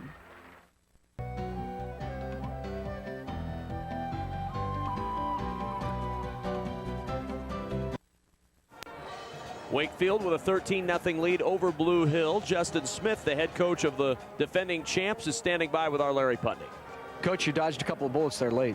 We gave him a loaded gun. We kind of turned it over to him a couple bad times. Early we're driving, turn the ball over, and then again right there at the end, about gave him some points on the board. We got to clean up our mistakes, and made a couple adjustments defensively. Hopefully slow down. Well, they were gutting us there at the end. They were playing real well, so we got to play better. You really controlled it early. Was it a sense of you remember last year and you got up and you thought you maybe let up a little bit? Well, I don't think we let up. That's an awful good football team. I think we got fortunate, got up on them a little, early, and we need to do that. Now we got to, keep being aggressive and, try to put the game away. That's going to be tough to do. Thanks, Coach. Thanks. Thank you, Larry. 13-0 Wakefield with the lead. The 2007 NSAA football championships are being carried live over the internet. So if you have friends or family who don't have access to NET, have them log on to netnebraska.org and click the live webcast tab to enjoy the football championships right on their computer. NET is Nebraska's home for sports. And the second half about to begin here at Memorial Stadium. It'll be interesting to see if Wakefield's defense can come up with a little bit of a better technique. Their linebackers really have been a big factor in this first half in terms of stopping Brandon Feynman. And perhaps we'll see if I'll keep an eye out for that, Kevin and Matt. See if they use a bit of a different technique with their defensive linemen and maybe free up a backer and avoid some of that blocking up front. It'll be interesting to see if Wakefield's defense can come up with a little bit of a better technique. Their linebackers really have been a big factor in this first half in terms of stopping Brandon Feynman. And perhaps we'll see if I'll keep an eye out for that, Kevin and Matt. See if they use a bit of a different technique with their defensive linemen and maybe free up a backer and avoid some of that blocking up front.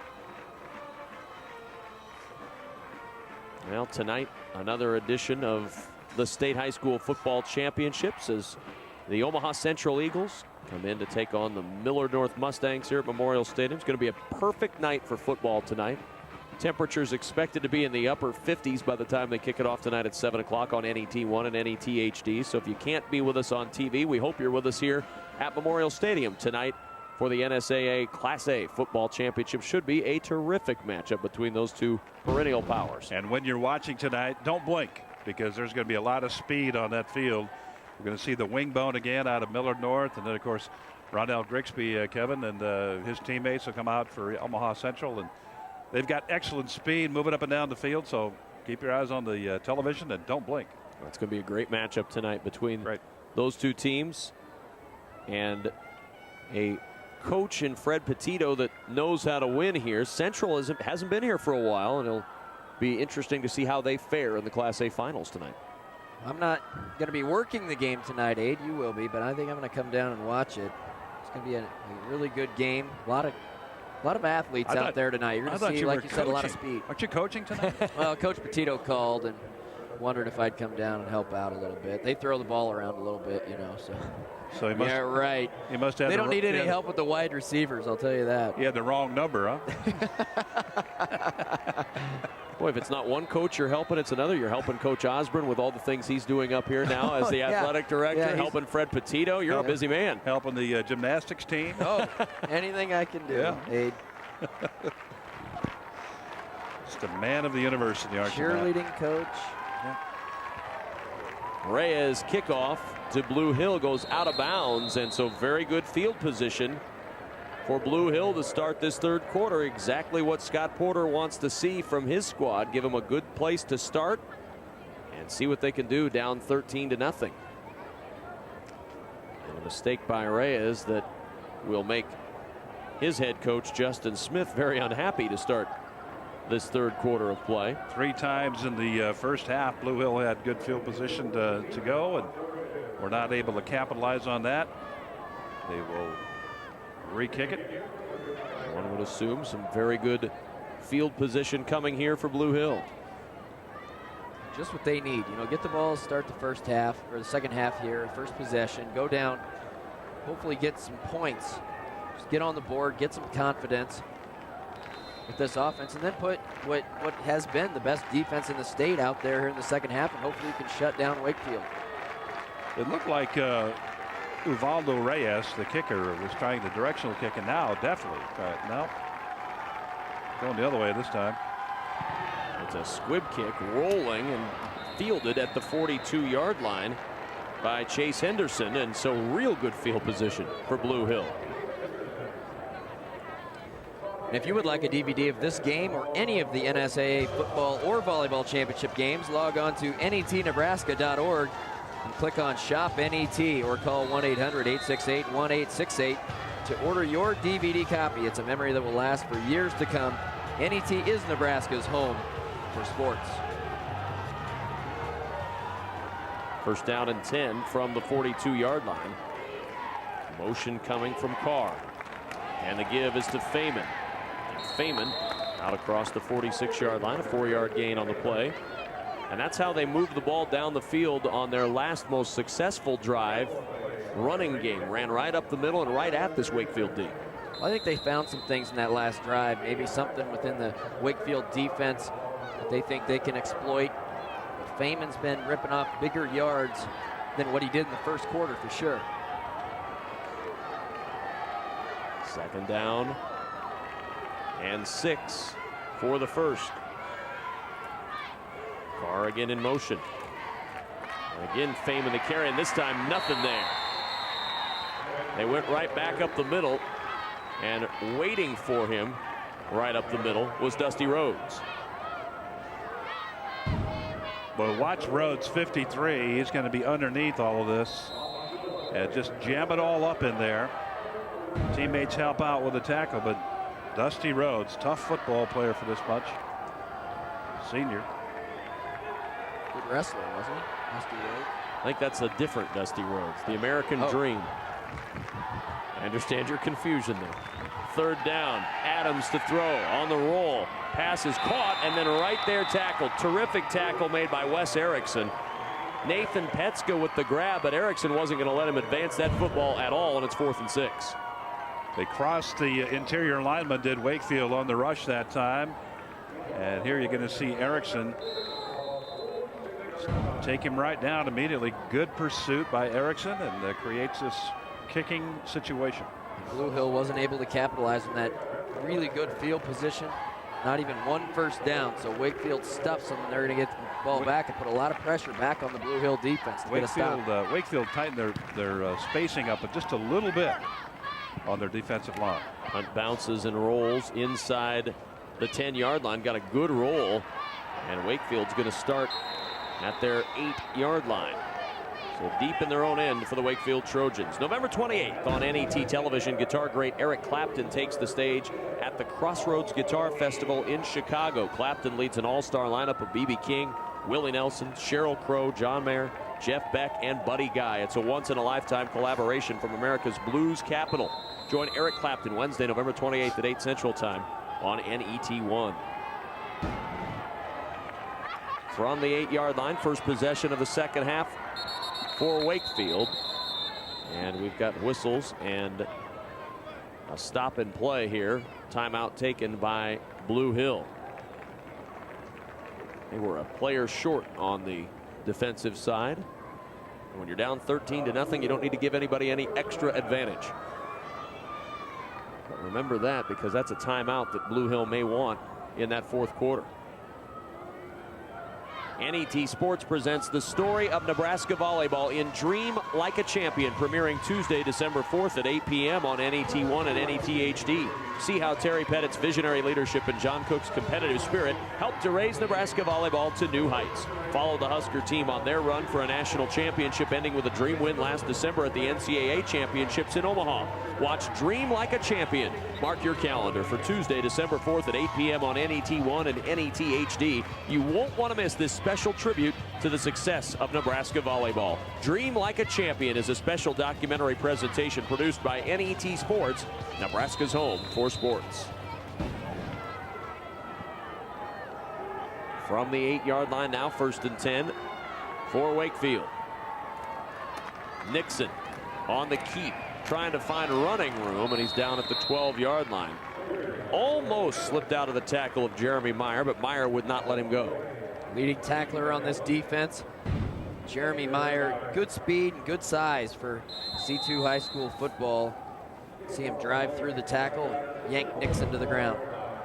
Look at his helmet. Look at that. Torn to shreds. That's the helmet of a leading tackler.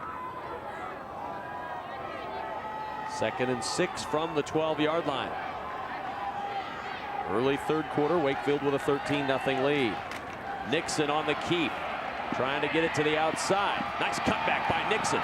Across the 20 and down to the 22-yard line. 10-yard run, and you won't see one much better than the run you saw out of Joel Nixon there. It's always a pleasant sight when you see an offensive runner leave 3 or 4 defenders in your shadow, and that's what he does there, and there, and there.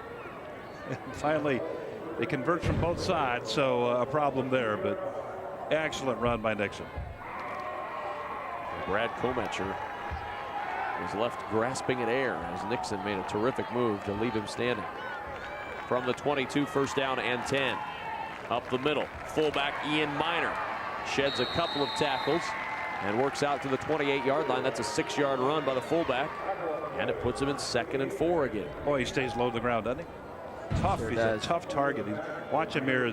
Pad You see level. excellent blocking up front there. Brady Nicholson on the block, and also Dusty Rose at number 53. But just his pad level is so low, and he's just a tough target to hit and bring down. Blue Hill in that 4-4 defense, Aid. I don't know if you see something, maybe something they could tweak along the way, because right now it's just not working to stop this option. There's Miner again, just plowing over the left side for a 1st down out near the 33-yard line. 4 and 5 yards each time. And earlier we chatted with Scott Porter about his defense and the leaders, Jeremy Meyer and Jeff Hubble. Jeremy Meyer is one of the leaders along with Jeff Hubble. Jeff's been a 3-year starter back there at cornerback, and Jeremy has also been a 3-year starter. So, you know, those two have been in the system the longest and have a very good understanding of what we're trying to accomplish. And, you know, the younger guys look up to those two for leadership. Fumble on the play, and Nixon covers it up at the 29-yard line. A 4-yard loss, and Wakefield fortunate that they didn't turn it over again deep in their own end. Cody Carr causes the fumble, gets a hand right on the football right there. But fortunate bounce for Nixon right back to him. Riley Boniface was hoping to pounce on that one for the Bobcats. 2nd and 14 from the 29. A little bit of misdirection, but nothing there. Nick Kernan gets upended on his way through the pile. Keith Feynman in there along with Boniface to help make the stop. That play's been successful today. A little cross buck misdirection action from Wakefield's offense, and Feynman was right there, clogged it up and took out the kneecaps. 6:38 remaining here in the 3rd. 3rd down and 14. Wakefield with a 13-0 lead.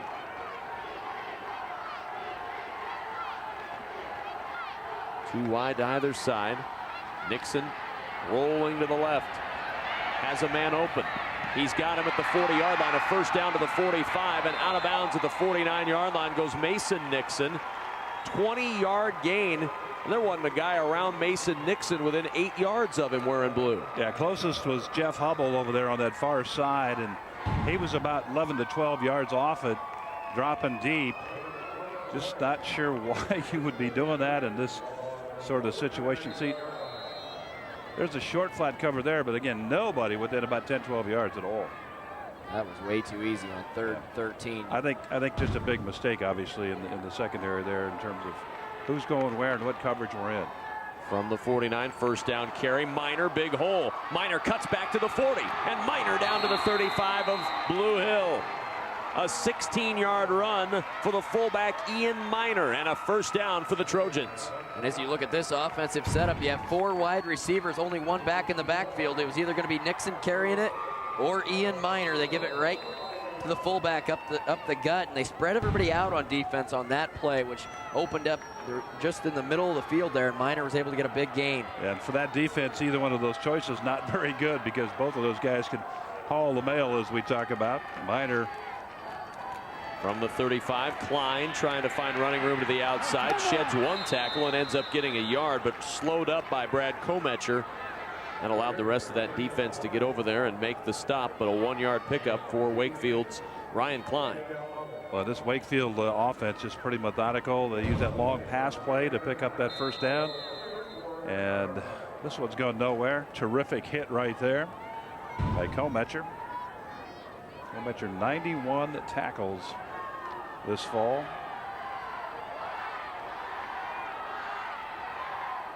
Second and 9 from the Blue Hill 34. Wakefield leading 13-0.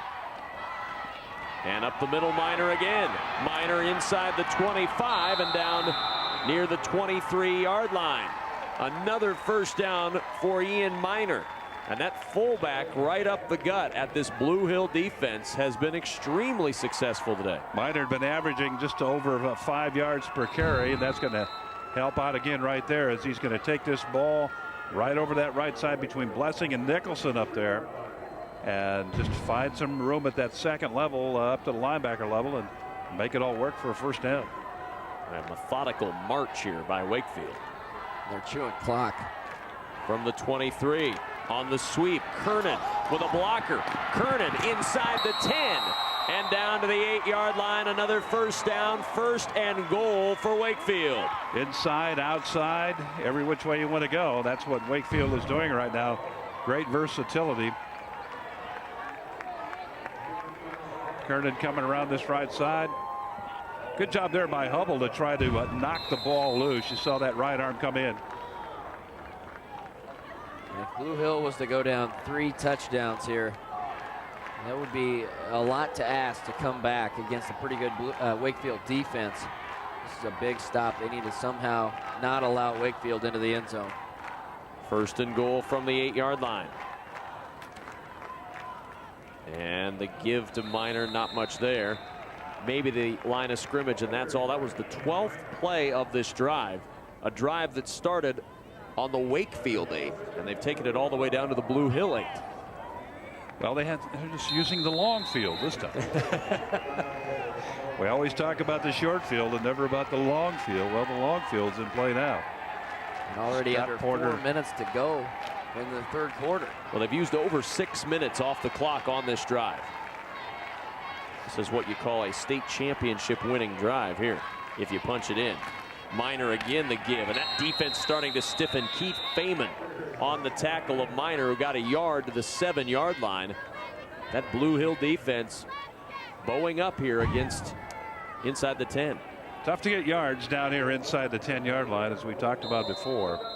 And Blue Hill just using the confined space, the short real estate, and their tenacity on defense to shut down Wakefield here as they go into 3rd down. And a big 3rd down for both teams. 3rd and 7, 3rd and goal from the 7-yard line. And it goes to Kernan, and he's dropped in the backfield. It was Carr who got in there, threw him for a big loss back near the 12-yard line. We call that play at the collegiate level the flash of the jet play, and Carr was right there to cool the jets of the runner that time, Kernan. That's a huge play. Sure was. Takes them right out. Well, what are they, about the 12? In between 11 and 12-yard line. Well, they're not thinking field goal. They're going to go for it now. We talked that the kicking advantage goes to Blue Hill. But this is where if you could kick it and make it a 16-0 game, that would be pretty effective.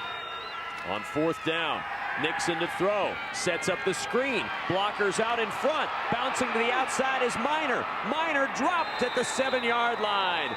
The tackle made by Kometcher to save the day for Blue Hill, and they turn Wakefield away after the march down the field. Wakefield comes up with nothing. Miner's indecision on the play really contributed to the success of the defense on that. Watch here now.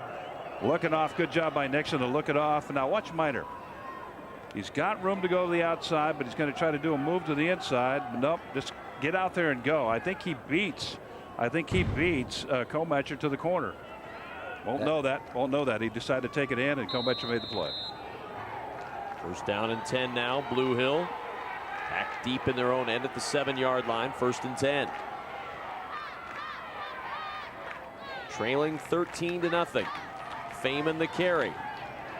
Feynman fighting for extra yardage, and he gets just one out near the 8-yard line.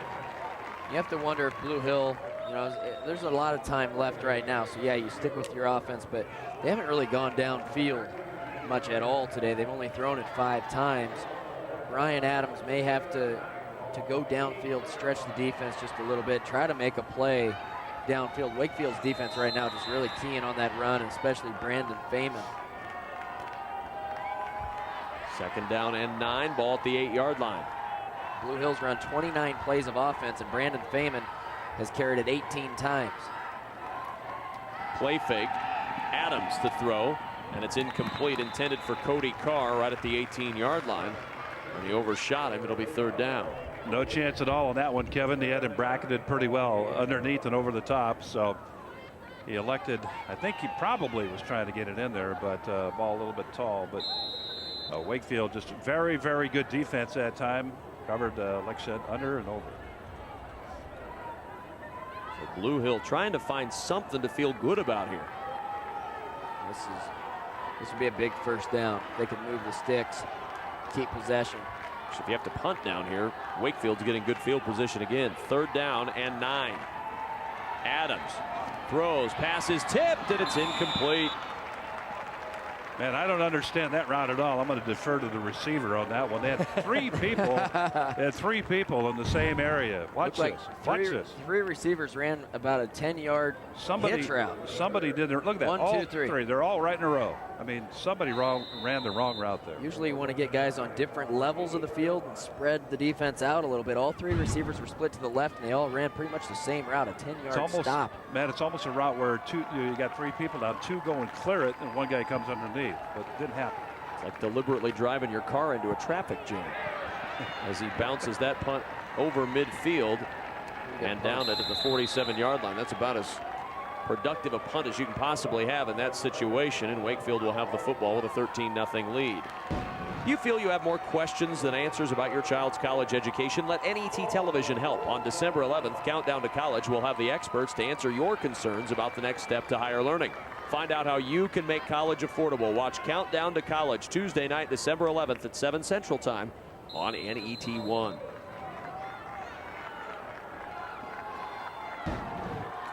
From the 47-yard line, 1st down and 10.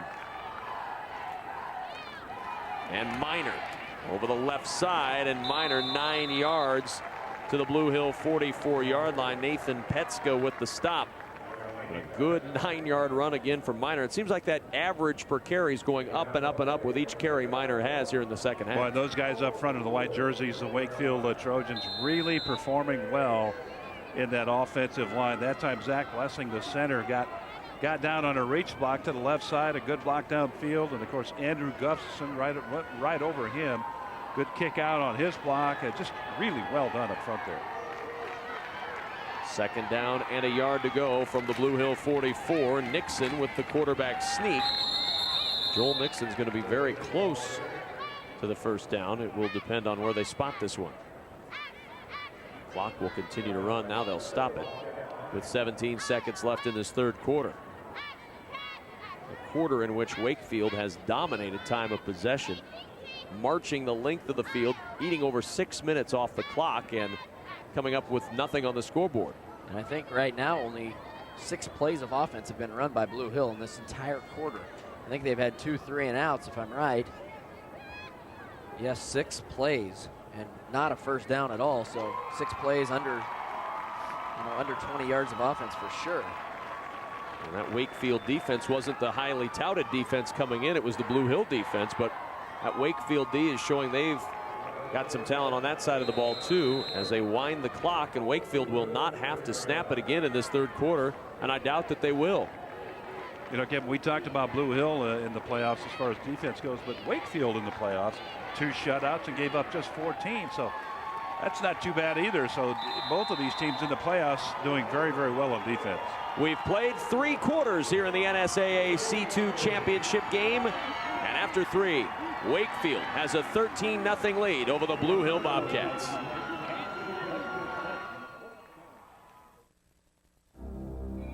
Rising from acres of Midwestern farm fields, a revolution is coming. A new era of energy independence from foreign oil. It's called soy biodiesel. Made with soybean oil, this fuel is a sustainable, renewable resource. America, it's time for an oil change. Soy biodiesel, grown in the Midwest.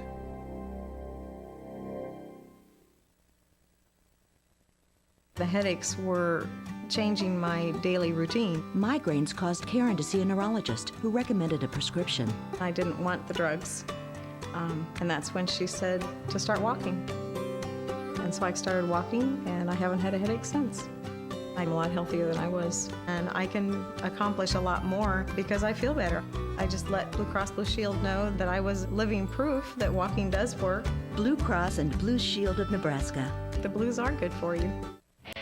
NET Sports coverage of the 2007 NSAA Football Championships are brought to you in part by the Nebraska Public Power District. Always there when you need us, together with your local public power utility. By the Nebraska Soybean Board, encouraging the use of renewable biodiesel fuels for a healthier environment. For information, nebraskasoybeans.org. By Blue Cross Blue Shield of Nebraska, the blues are good for you. By the Education Quest Foundation, improving access to college through scholarships, grants, and college planning services. And by U.S. Bank. Wherever you go, you'll find us. Now there's a guy that either one of these teams could use in the passing game. Nebraska wide receiver Maurice Purify hanging out at Memorial Stadium, watching a little football this afternoon. It's not snowing. No, it is true. So he's out. Doesn't like the snow. Has he been hot of late the last couple of games? Oh, my. Purify, Joe Dan getting the football to him and really lighten it up. First down and 10. Quick slant to Nixon. And the Nixon to Nixon connection results in a gain of 7 down near the 35-yard line. 2nd and 3 here for Wakefield as the clock starts to run in this fourth quarter. A fourth quarter in which Wakefield enters with a 13-point lead. Now Blue Hill 7 straight scoreless quarters, offensive scoreless quarters in the state tournament at the state finals at Memorial Stadium. 2nd and 2 from the 35. Nixon on the keep. Nixon with a first down to the 32-yard line of Blue Hill. You know, you'd like to think, Matt, you and I would agree that a 13-point lead really is, you know, that's no sure deal by any means. But when you look at the numbers in this ball game, Wakefield 268 yards, Blue Hill just 111, and running for just 80 or 86, passing for 25. You look at those numbers and you say, well, it's going to be tough for Blue Hill if Wakefield continues to perform at that pace. But normally in a ball game, a 13-point lead really is, you know, it's okay, but it certainly is not insurmountable. No, not too comfortable. But I just think Blue Hill's going to have a big play of some sort, an interception return, a fumble return, something like that. Pitch to Klein, and no running room for Klein. Kometcher there to close it. The ball pops out, still loose, and it's covered by Blue Hill. Doug Fry got it as he continued to struggle. The late hop gives Blue Hill new life, and they get the football. Right on cue. Third fumble today that Wakefield has had and recovered by Blue Hill, but Blue Hill has not been able to capitalize on the turnover. They have it at their 36-yard line, stymieing again the Wakefield drive. If there's ever been a time to go, it's right now. I mean, 11 minutes to go. You need to go stick it in here. Because, you know, when Wakefield gets the ball back, they're going to try to chew the clock again. It's already the fourth quarter. On first down from the 36. They run the quick screen out to Carr. Carr breaks a tackle on the outside, but Nixon throws him down at the 40-yard line. That's the first tackle that Colby Henderson has missed today. He slowed Carr down on the on the quick flare pass. You see it right here. Well thrown football. Colby's going to come up and hit him well, but again, the head on the wrong side. That contributed to the problem there, but he got help from his teammate. 2nd down and 6 from the 40. Blue Hill trailing by 13. Oh, and a flag thrown right down on top of the football. Must be on the center. Trenton Okenga is the center. Had to be. I don't know if we got a shot of that. Did he lift the ball? When he was grabbing the football, he must have. That's what Scott Porter is asking as well. What did he do?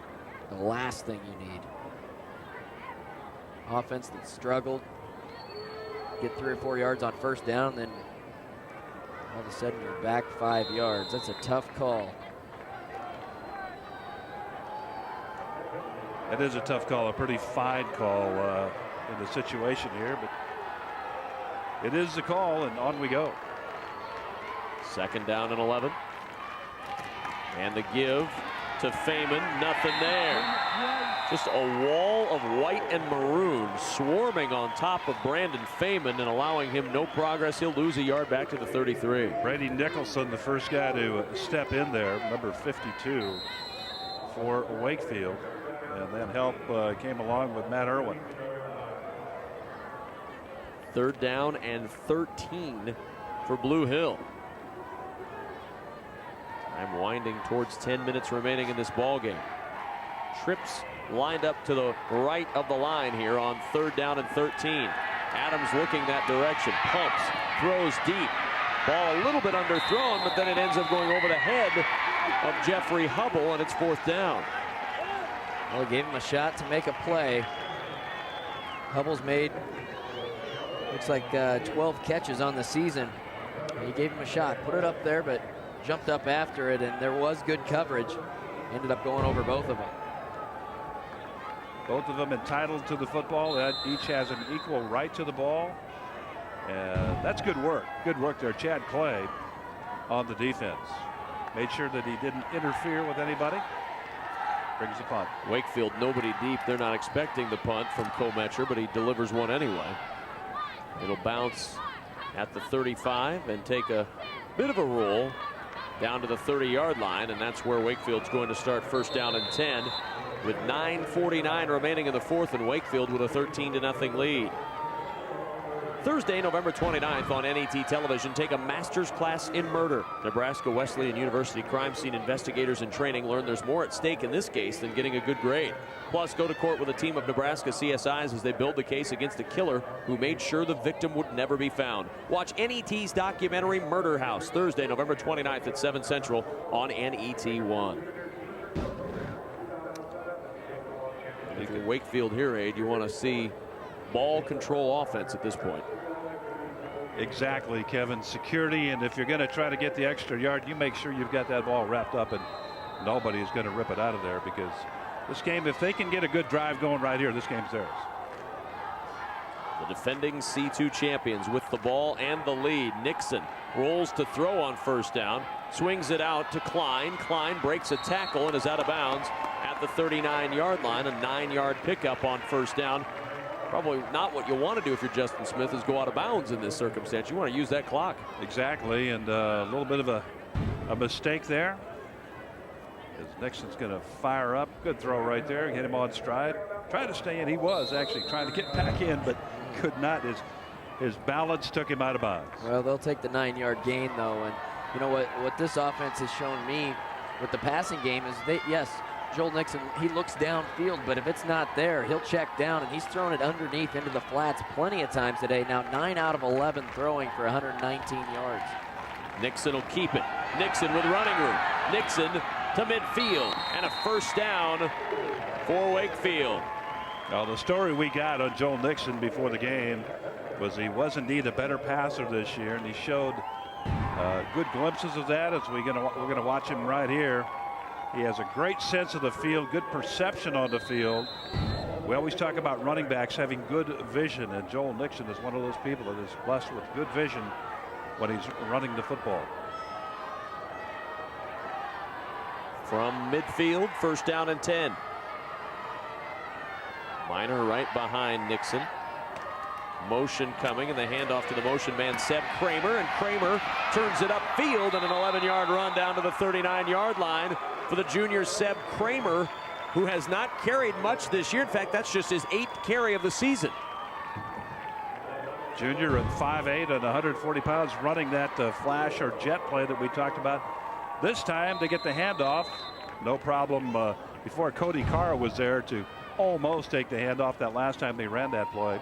This time nobody there as Kramer takes it, heads upfield. At the 39-yard line, 1st down and 10. Minor right up the gut for 5 to the 34. 5 yards and tick-tock, tick-tock. Clock is running, under 9 minutes to go.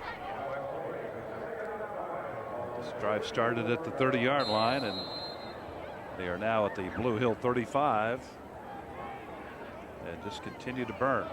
The clock's not running fast enough for head coach Justin Smith on the Wakefield side, but on the guys in blue on their sideline, that clock's flying by right now.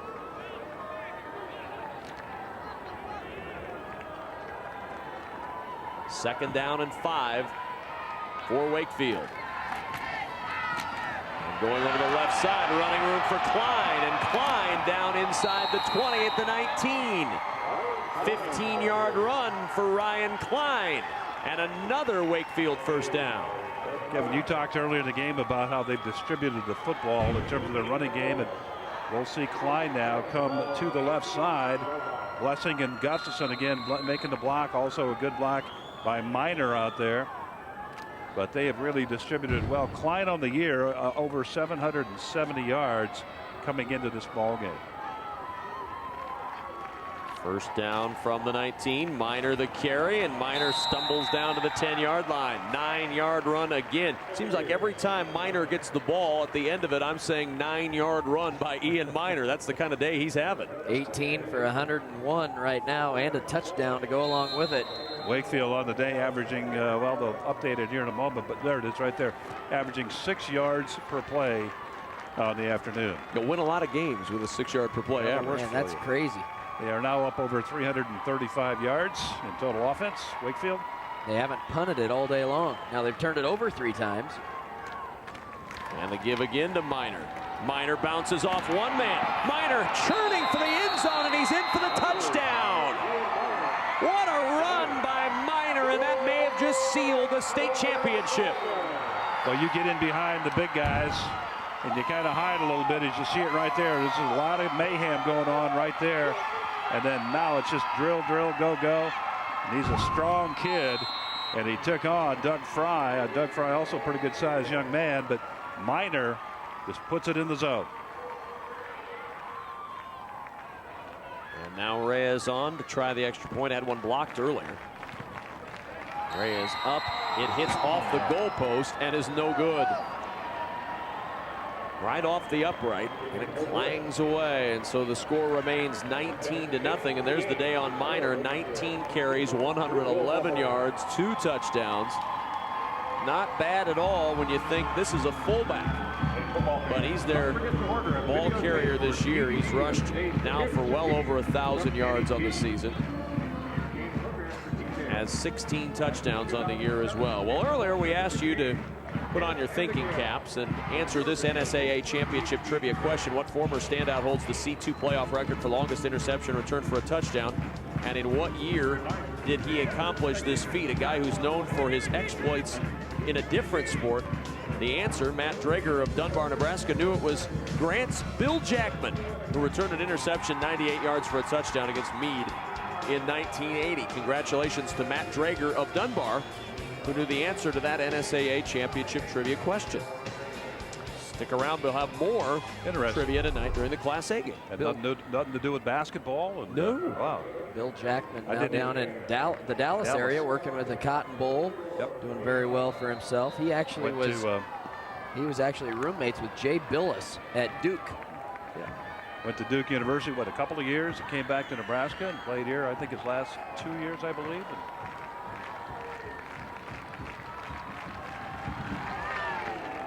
Reyes kickoff at the 30-yard line, and Hubble takes it to the 35, where Blue Hill will start first down and 10. Now, Blue Hill down 19, 7:05 to go. Just 2 timeouts for the Bobcats. Things a little bleak for Scott Porter's crew right now. Indeed it is. Obviously the scoreboard's a problem, and the clock is a problem, and Blue Hill has been unable to generate any kind of offense today. Just 100. Well, we got a problem with the computer here. In terms of total yardage, there it is, 114. They finally put it back together here. On first down, Feynman breaks a tackle. Flag is down as Feynman comes across midfield to the Wakefield 47-yard line, but flag down on the near sideline and a flag down on the far sideline. Guessing that's a hold on the outside, bringing it back once again. Well, our referee today is Scott Cotton out of Lincoln. He'll tell us what happened. We'll go motion against Blue Hill.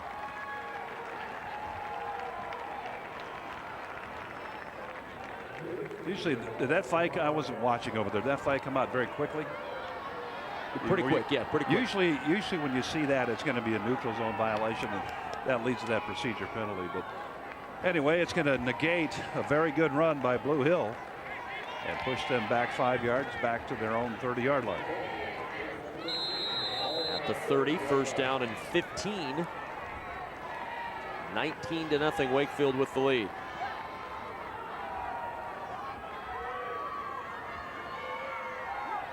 And on first and 15, toss play, Feynman gonna throw. Feynman, bad hand and all, lets it rip, and it is picked off by Nixon at the 37-yard line. An injured Bobcat, the intended receiver, grabbing his leg as he came down. I think he's cramping up, Kevin. They're trying to help him out. His Mason Nixon from Wakefield was trying to stretch it out for him. Now his teammates are over to help. Looks like a calf maybe, or a hamstring. Bang, he gets hit. Oh man, he really got hit twice on the play. And then there's Nixon. He picked off 3 in the title game last year, as the big one here today to shut down the Blue Hill offense and put his team back on the field to run the football, to try to run as much time off now as they can. Tough play, Matt, for Feynman to make with the cast that he just got on Tuesday on the left hand. I know he's not throwing with his left hand, but to try to juggle all that, get that ball, and then try to set up and throw, that's not easy to do. No, and you know, Wakefield's sitting back in a defense right now where a halfback pass, you know, isn't going to be that effective anyway. It wasn't sold well. Didn't look like it was a running play at all. But I always, you know, Matt, trick plays like that, you know, you always think, well, yeah, you got to do something, obviously. But I always like to run those kind of plays early in the game when people react a lot quicker. You know, usually late in the game now, guys are tired. It's 19-0. Yeah, it's 19-0. I'm just going to hang back here for a while and see what happens rather than react to the play. But, but you got to do something. You got to try something. So I understand how Coach Porter and his staff might say, well, let's try the halfback pass. Doug Fry up and trying to walk that cramp out a little bit now as he makes his way. Zorro fan right there. There goes Fry. Fry's the guy who had the touchdown a year ago. The only Blue Hill touchdown, scooping up the fumble and returning it for 7 points. The only 7 that Blue Hill had in that game a year ago. So they've still not scored an offensive point in 2 trips here to the finals over the last 2 years. And that Wakefield defense really stepping up to the challenge in this ball game today. And now with 6:34 to go, the ball back in their hands and a 19-point lead.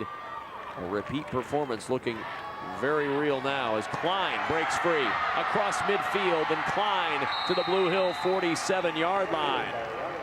Another terrific run, 15 yards for Klein and a first down for Wakefield. Well, you watch the block here, Matt. Watch the block of Brady Nicholson. If we have it here, 52. You see it right there. Just obliterated the Blue Hill defender, and it gave Klein all the room he needed to go up inside. That's what this offense does. Really wears you out. Really mechanical. On first down, Minor rumbling up the middle. And Minor picks up 8 yards down to the 39-yard line. 2nd and 2 now. Clock running under 6 minutes now to go. And Wakefield leading.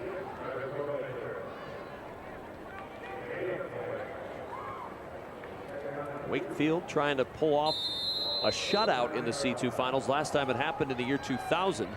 Laurel Concord defeated Amherst 34-0. It's happened 6 times in C2 history and 28 times in the history of Nebraska State High School finals football. 2nd and 2 from the 39-yard line. And the give again to Seb Kramer, his 2nd carry of the day. And Kramer out of bounds and hit out of bounds late. And that's going to add yardage to the end of that run as Kramer got tagged at the end of the play. It'll be a 1st down plus 15.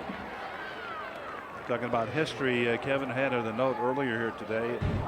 Grant and Ansley met. As we look at the previous play here.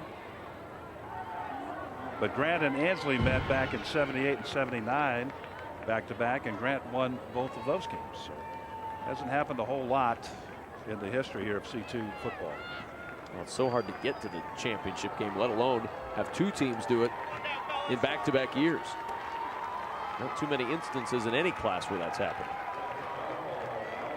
And the ball all the way down to the 22-yard line of Blue Hill. 5:24 to go. Wakefield with the ball and the lead. And everything they're doing right now is working.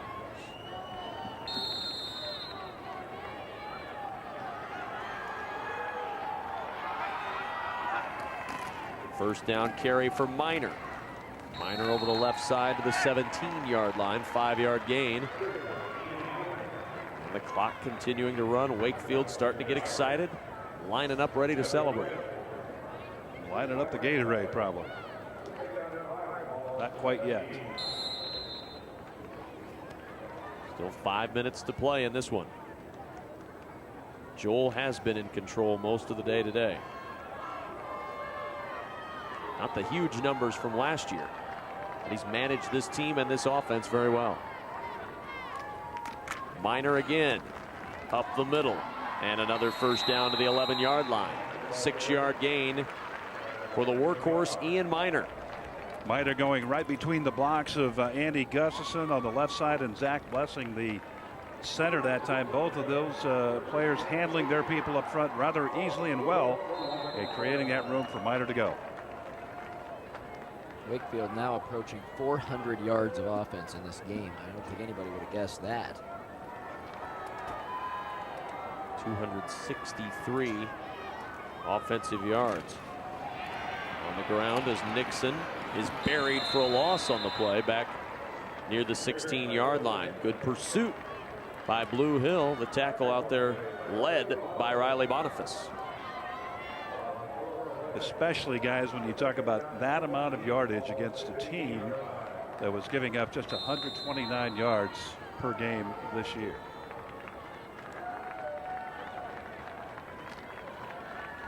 Second down and 14 from the 15-yard line.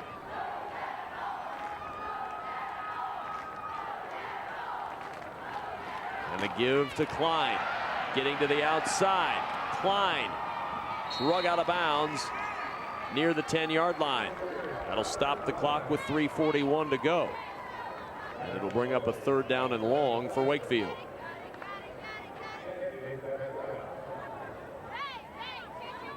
So Blue Hill still looking for that big play that they've been missing all day long. They've come up with some good stops inside the red zone today to keep this game in a manageable distance, but and they forced 5 fumbles and jumped on 3 of them. So they've gotten 3 turnovers. You would think with a defense like Blue Hill, if they were going to take 3 away from Wakefield, you'd think they were going to be right in this thing. 3rd down and 10. Nixon to throw. Fires out. Caught at the 8-yard line by Henderson. And Henderson, trying to move for extra yardage, actually loses a yard back to the 9-yard line. So it'll be 4th and 8 from the 9-yard line for Wakefield. That's part of their defense, Matt, that they really have been true to form on today, is their takeaway ability. They've been known for that through the course of the season, as we said earlier, but just have not been able to generate the offense they needed to keep them in this football game. And on 4th and 8, Wakefield will go. Use a little bit more clock here on 4th and 8. Nixon will throw. Sets up the jailbreak screen for Nixon, and it's incomplete. And it'll be a turnover back to Blue Hill on down. So yet another trip inside the red zone for Wakefield that Blue Hill comes up with a stop. Riley Boniface here. Gonna knock the ball away. Good job by Boniface.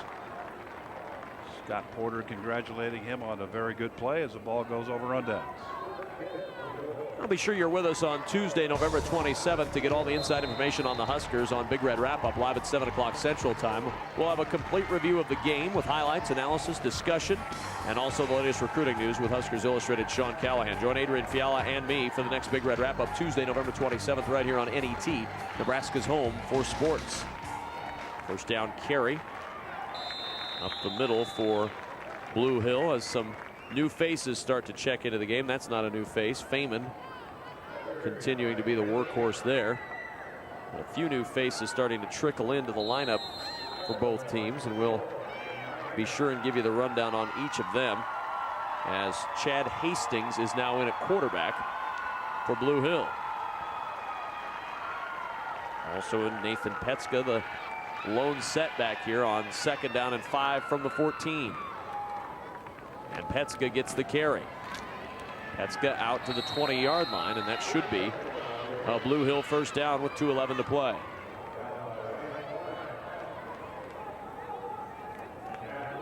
Wakefield sending Saul Ortiz onto the field. Also Tyler Bodlak coming in. Chad Hastings, sophomore quarterback, probably step in there next year. Threw a couple touchdown passes this year, 10 of 26 for 188 yards.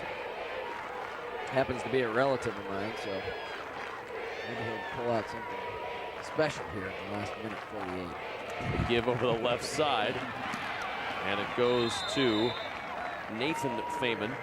It's his 51st carry of the year, the sophomore.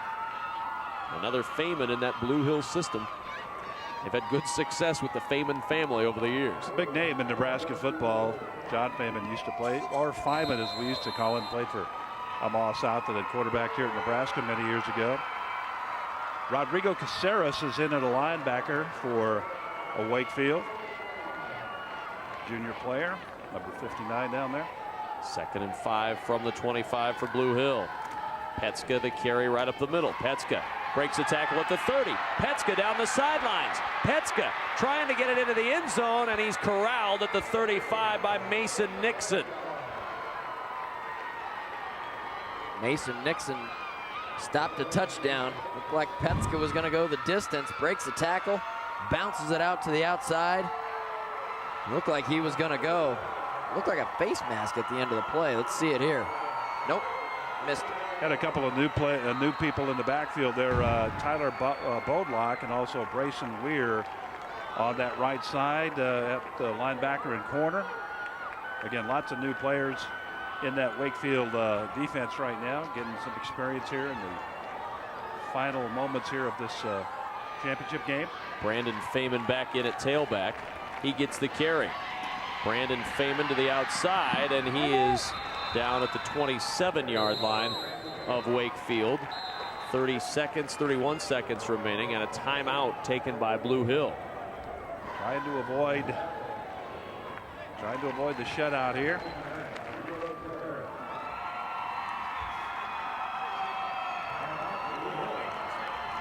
And we certainly are happy to have you with us today from Memorial Stadium in Lincoln alongside Adrian Fiala and Matt Davis, and I'm Kevin Kugler. It's been an entertaining game, a Wakefield team that's played good defense and had some very good offensive production today. I've been surprised, really. I thought that Blue Hill would really step in and really play better on defense, but did not happen, Matt, and they surprised me, really did. I thought they're ready to go. Well, it shows you what the option attack can do, especially when you haven't seen it all season long. And Blue Hill, although they'd only been giving up, 2 points a game and 129 yards of offense, when you don't see the option, it's something that's just so much different to defend than any other offensive attack that you see.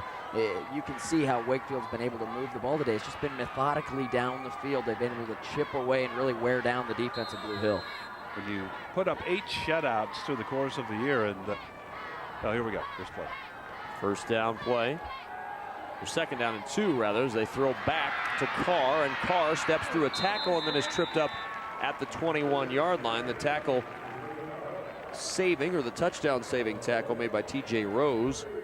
Got him around the ankles. Wakefield has most of their second team in, and now you'll see Blue Hill substitute a lot of their second team guys in as well. Somebody got, there it is right there. Somebody got the Gatorade bath. First down and 10 from the 21. Hastings to throw. On the roll, floating it for the end zone, and it is incomplete. Intended at the 1-yard line for Jacob Bachman. And with 10 seconds to go, at least one more play for the Blue Hill offense. Great job by Wyatt Jacobson for Wakefield, playing that cornerback there. Young Wyatt, sophomore, 5'6", 120 pounds. He's back there making a play. Love to see it. Great stuff. Great stuff. There he is. Good job, Wyatt. Too wide to the right of the line here. 2nd and 10 from the 21. Feynman, the tailback. Hastings to throw. Looking for the corner of the end zone, and it is intercepted in the end zone. TJ Rose with the pick to preserve the shutout. And Wakefield is going to win their 2nd straight C2 championship. And another play by a sophomore, TJ Rose, as you said, Kevin, 5'6" and 115 pounds. Back there having his one shining moment here this year. Wonderful work. Watch this. Rose, 5'6", going to go high in the air, using all that 5'6", and he got it. Look at this, good reaction. A moment he will never forget. Oh, not too many times you get to pick a ball off in Memorial Stadium in the end zone. In the state championship game. Right. Righto. So from the 20, the victory formation for Wakefield. And that will do it. Wakefield, back-to-back C2 state championships as they win the lowest scoring C2 final in history, 19-0. The final score, Wakefield over Blue Hill. Well, Blue Hill came in here vaunted with their defense, ran into a buzzsaw with the Wakefield Trojans. Trojans coming in undefeated. Run the quarterback, Joel Nixon, the All-State player last year, C2 Player of the Year. And he was able to perform as we expected, again, distributing the ball well and playing well on defense. But tip your hat to both of these ball clubs. Blue Hill, 12-0 also on the year. Scott Porter, his staff, congratulations on a great year. And Justin Smith, you have just won your championship, 2nd year in a row for the Wakefield Trojans. Good job. A well-played game on both sides by both teams. And you know, for Blue Hill, yeah, it's disappointing to come back here two years in a row and not go away with a state championship. But, you know, they've played 2 good Wakefield teams and an undefeated season. These are memories that are created for these teams that they'll never forget. Even if you get all the way to Lincoln and you don't win it, this is a special day for these guys and a season for them and their community that they'll never forget. Previously, the lowest scoring final in history, 1986, Clay Center 13, Harvard 7, a combined 20 points. Today, 19 points between the 2 teams, and Wakefield, your C2 state champion. We're back to hand out the medals and award the championship trophy next on NET Sports.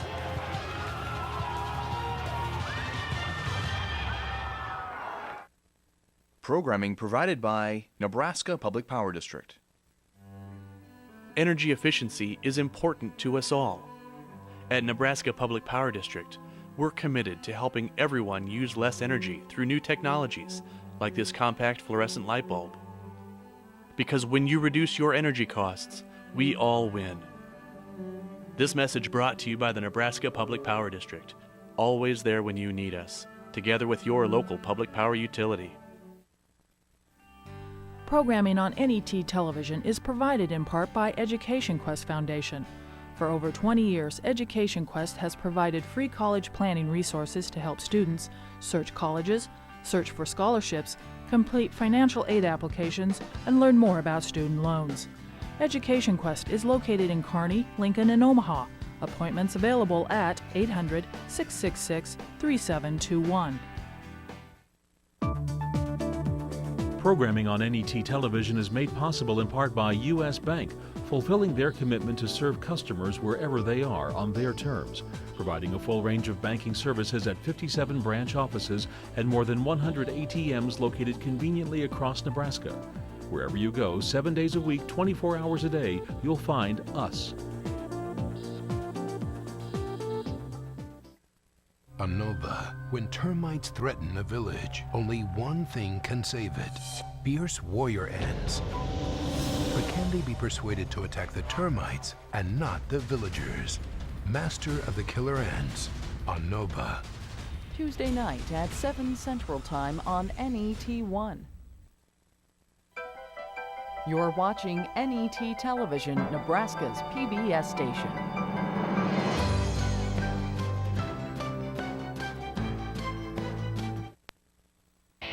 NET sports coverage of the 2007 NSAA Football Championships are brought to you in part by the Nebraska Public Power District, always there when you need us, together with your local public power utility.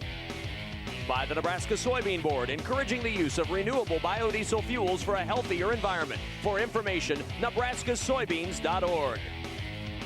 By Blue Cross Blue Shield of Nebraska, the Blues are good for you.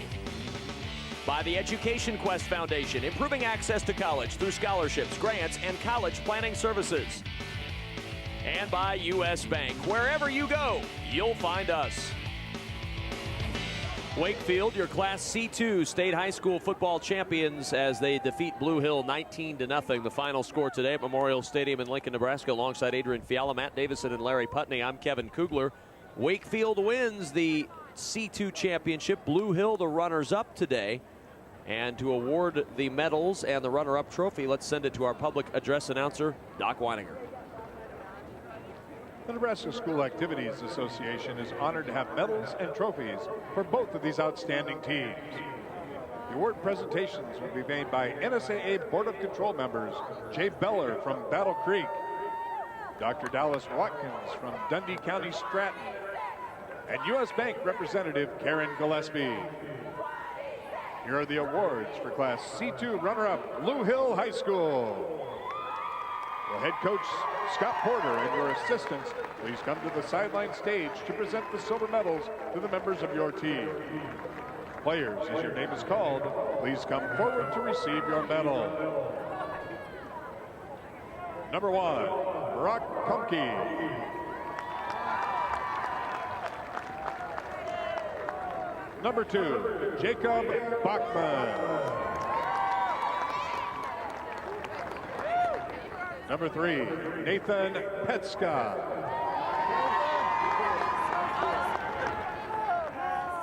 Number 4, Ryan Adams.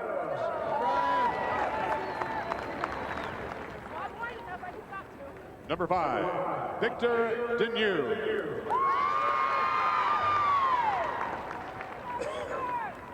Number 9, Jeff Hubble.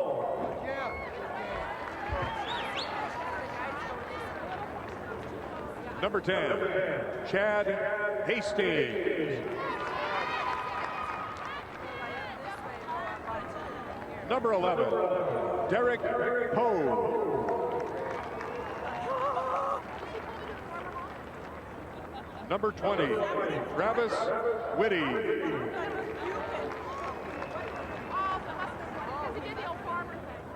Number 22, Thomas Ostick. Number 25, Jared Kruger. Number 28, Brandon Feynman.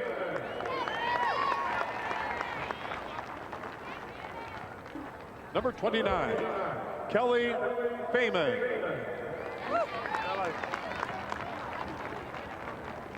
Number 33, Nathan Feynman.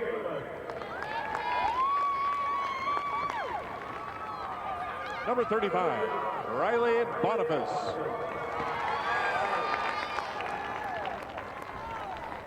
Number 37, Casey Van Boning.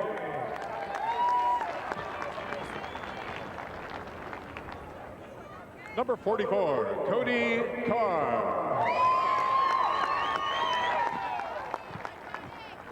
Number 48, Philip Berger. Number 50, Sean Trumbull.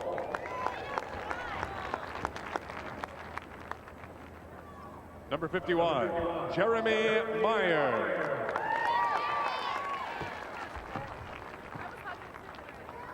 Number 52, Brandon Rhodes.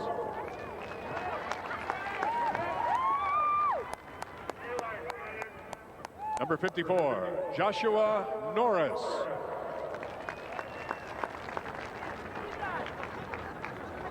Number 55, Darren Bolte. Number 56, Bradley Kometcher. Number 57, Keith Feynman. Number 60, Kurt Birkin. Number 61, Robert Collier.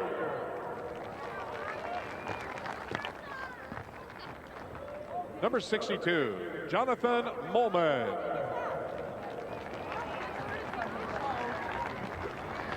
Number 63, Riley Hall.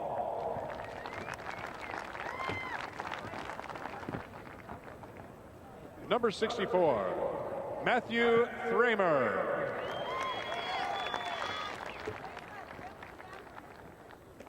Number 67, Trenton Ockengay.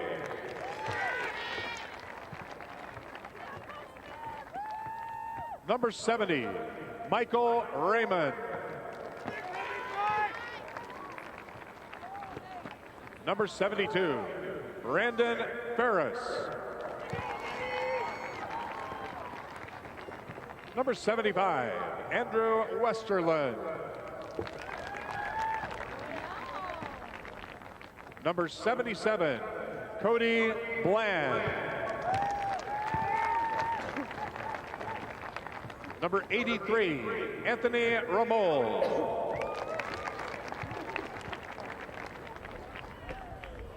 Number 84, Taylor Bremer. Number 86, Doug Fry. Number 87, Travis Tepfer.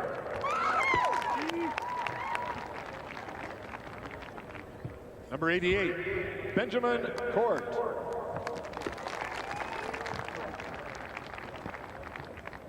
Number 89, Chase Henderson.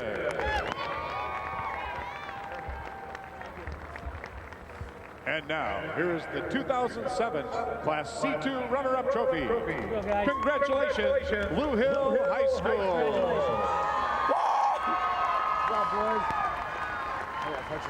Back-to-back runners-up for Blue Hill. Obviously a disappointment. They wanted to win the state championship, but a team that has certainly nothing to be ashamed of. A one-loss season and a lot of pride for that program and for that school after they finished second here in the C2 state championship game. A 19-0 win for the Wakefield Trojans, who are state champs once again. But those guys obviously disappointed now, but they're going to look back on this as one of the two greatest, it's one of the greatest runs in the history of Blue Hill High School, probably the greatest run. They've been here back-to-back years, and they will have a seat and bow together to think about this one as we head over to Doc Weininger to introduce you and award the medals to the champions, the Wakefield Trojans. And now to the champions from Wakefield High School. First, head coach Justin Smith, we have a special award for you.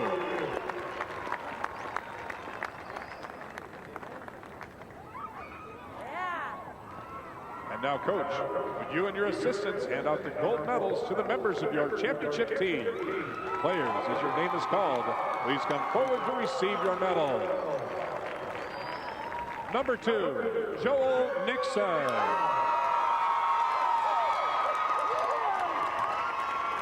Number 7, Brock Soderberg.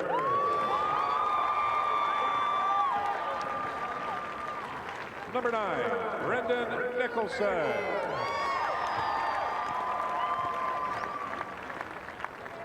Number 10, Mason Nixon. Number 11, Wyatt Jacobson.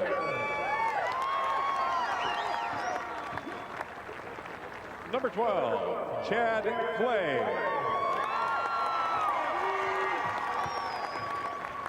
Number 16, Steph Allman.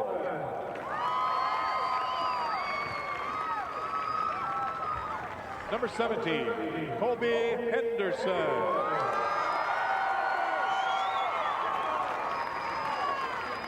Number 18, Seb Kramer.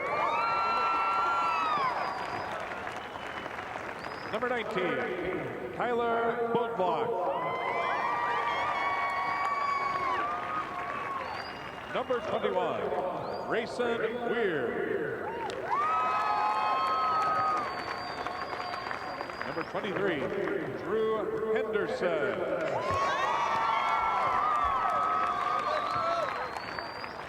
Number 24, Nick Kernan.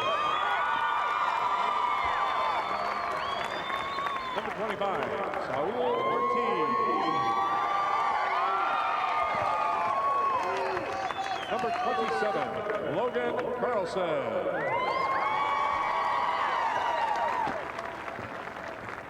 Number 29, Christian Gallardo.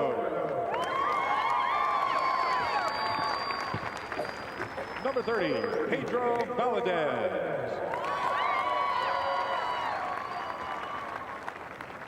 Number 31, Andy Vasquez. Number 32, Christopher Matias.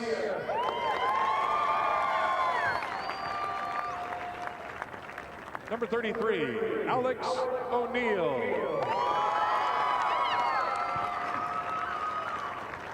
Number 34, Ian Miner.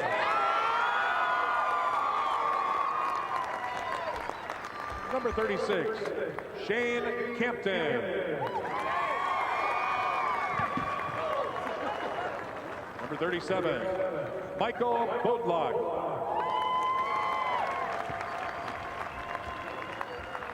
Number 40, Wes Erickson. Number 41, Michael Eaton.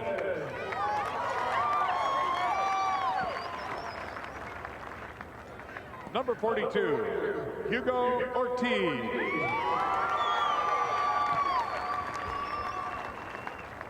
Number 43, Dusty Scherer.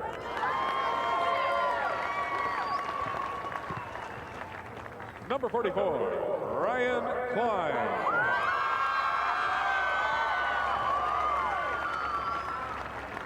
Number 51, Andrew Gustafson.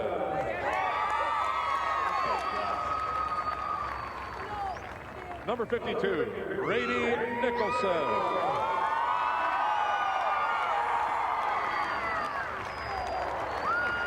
Number 53, Dusty Rose.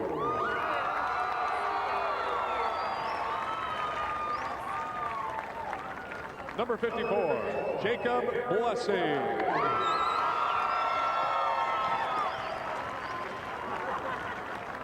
Number 55, Jeremiah Fromm.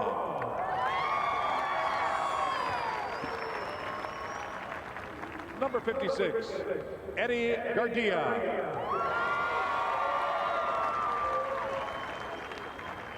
Number 57, Cody Hinchke. Number 59, Rodrigo Caceres.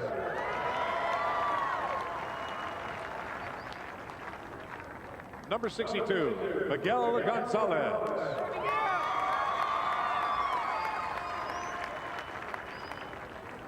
Number 65, Tyler Lamb.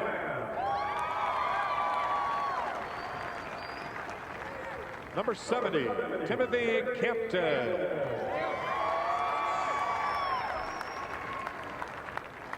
Number 72, Matt Irwin.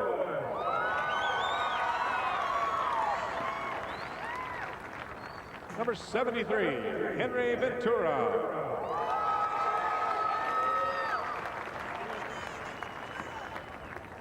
Number 74, Jesus Lopez.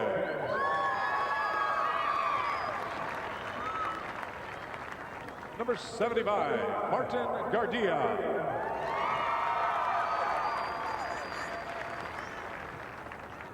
Number 77, Zachary Blessing.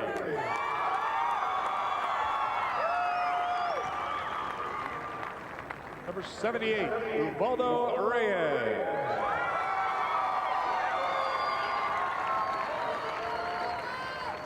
Number 81, TJ Rose.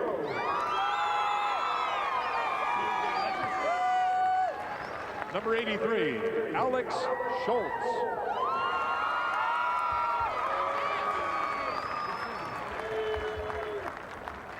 And now, to these outstanding athletes in their school, here is the 2007 Class C2 State Football Championship Trophy. Congratulations, Wakefield High School. Back-to-back championships for Wakefield High School, the 2007 Class C2 state champions, and they do it in a grand fashion today with a 19-0 shutout of Blue Hill. An impressive performance today by that group of young men, the Wakefield Trojans, who are now back-to-back champs in Class C2. Indeed, Kevin, tip your hat to Justin Smith, their head coach, and his staff, Mike Clay and Mike Hessler and Eric Kravig and Jeff Kegel, all a great job this year. And again, Blue Hill, nothing to be ashamed of, as you said earlier. Both teams will remember this, but Wakefield, again, back-to-back champions, and it's sweet. It's sweet for the Trojans. They'll take it home and celebrate. And Joel Nixon, again, we talked about him all game. Very well done today by Joel. And Larry Putney is standing by down on the surface of Memorial Stadium with the champions. Thanks, Kevin. Down here with Justin Smith. Well, Coach, you have a program that before 2 years ago had won 2 games ever in playoff history, and now you've won back-to-back state championships. Can you kind of tell me what it means to Wakefield and this program to accomplish this? Well, I think it means a great deal to these young. Says a great deal about these young men. You know, they work so hard and they do everything we ask them to. And they, you know, our motto this year was Band of Brothers, and they really do play for the guy next to them, the guy across the field from them. It's a great group of young men. You were really able to overcome some big mistakes. Yeah, would have been nice if we had a little cleaner game, but you know what, the victory, you know, I'm not going to worry about those mistakes right now. We don't have to clean them up because we don't have another game this year. But yeah, it's heart and fire in these kids. They might be outside sometimes, but it doesn't matter. A bad play, move on to the next one and get after it again. Talk about what Ian Miner has meant to this club. I mean, especially given that last run. I mean, that was just a tough touchdown run. He's a young man. I say it all the time. He just loves football, and he plays his heart out. You know, 160-pound fullbacks, you know, you don't see those too often, but he runs a lot bigger and he plays with a lot bigger heart than a normal 160-pound kid. You know, I wouldn't trade him in for anything. Let's talk to him now. Ian Miner and Colby Henderson. We're joined now by both. Colby with the trophy, and Ian, we'll start with you. You got over 1,000 yards today, 139 tackles. Talk about just what it was like out there and winning the state championship. I don't know. It's just amazing playing on this field. I don't know. We did all the work that, that it takes to get here, and it just feels great to be here. I don't know. Colby, I don't know how you packed that much hit in a 155-pound body, but you seem to do it. Yeah, I know. There's anger inside. Coach says it's your first year starting out there, and you really took that starter's role to heart and just loved to play. Talk about that. Yeah, my brother, I took his spot last year. He was 17. I took his jersey and everything, and had to outplay him, so. We call him the sniper. The sniper, it's appropriate. Congratulations on a state championship. Thank you. Guys, back to you. That anger just boiling under the surface there. I wouldn't want to meet him in a dark alley, that's for sure. That may be one of the classic comments of all of our Nebraska high school telecasts. A lot of anger inside. Colby Anderson, I'd say he played a great first half and played very, very steady in the second half. And again, you congratulate these guys. You know, they They talked about being in the dark ages in those early years of Justin Smith's career, but I think now, Matt, they've been enlightened and certainly can enjoy 2 years of great success. Well, and once you start winning like they have the last couple of years especially, winning is bred in the program. And the younger kids that are coming through elementary, junior high, and the younger guys in high school, they want to get back here because they see how much fun it is. So, you get on a roll as a program, and yes, you have to have good athletes coming through, but at the same time, the winning really starts to trickle down, and they want to continue to keep it rolling. And you saw people like Wyatt Jacobson and T.J. Rose, a couple of sophomores, come in right at the end of the game and make a mark in the state championship game, and that'll provide them a lot of fuel for next year and the year after. So, again, well done, Wakefield. Well, once again, our final score, Wakefield with a 19-0 victory over Blue Hill. They are your C2 state champions, and be sure you're with us tonight, 7 o'clock Central Time for the Class A Championship as the Omaha Central Eagles take on the Millard North Mustangs. That's tonight at 7 right here on NET. And now for Adrian Fiala, for Matt Davison, for Larry Putney and the entire NET Sports Production crew, I'm Kevin Kugler. Goodbye from Memorial Stadium in Lincoln, Nebraska.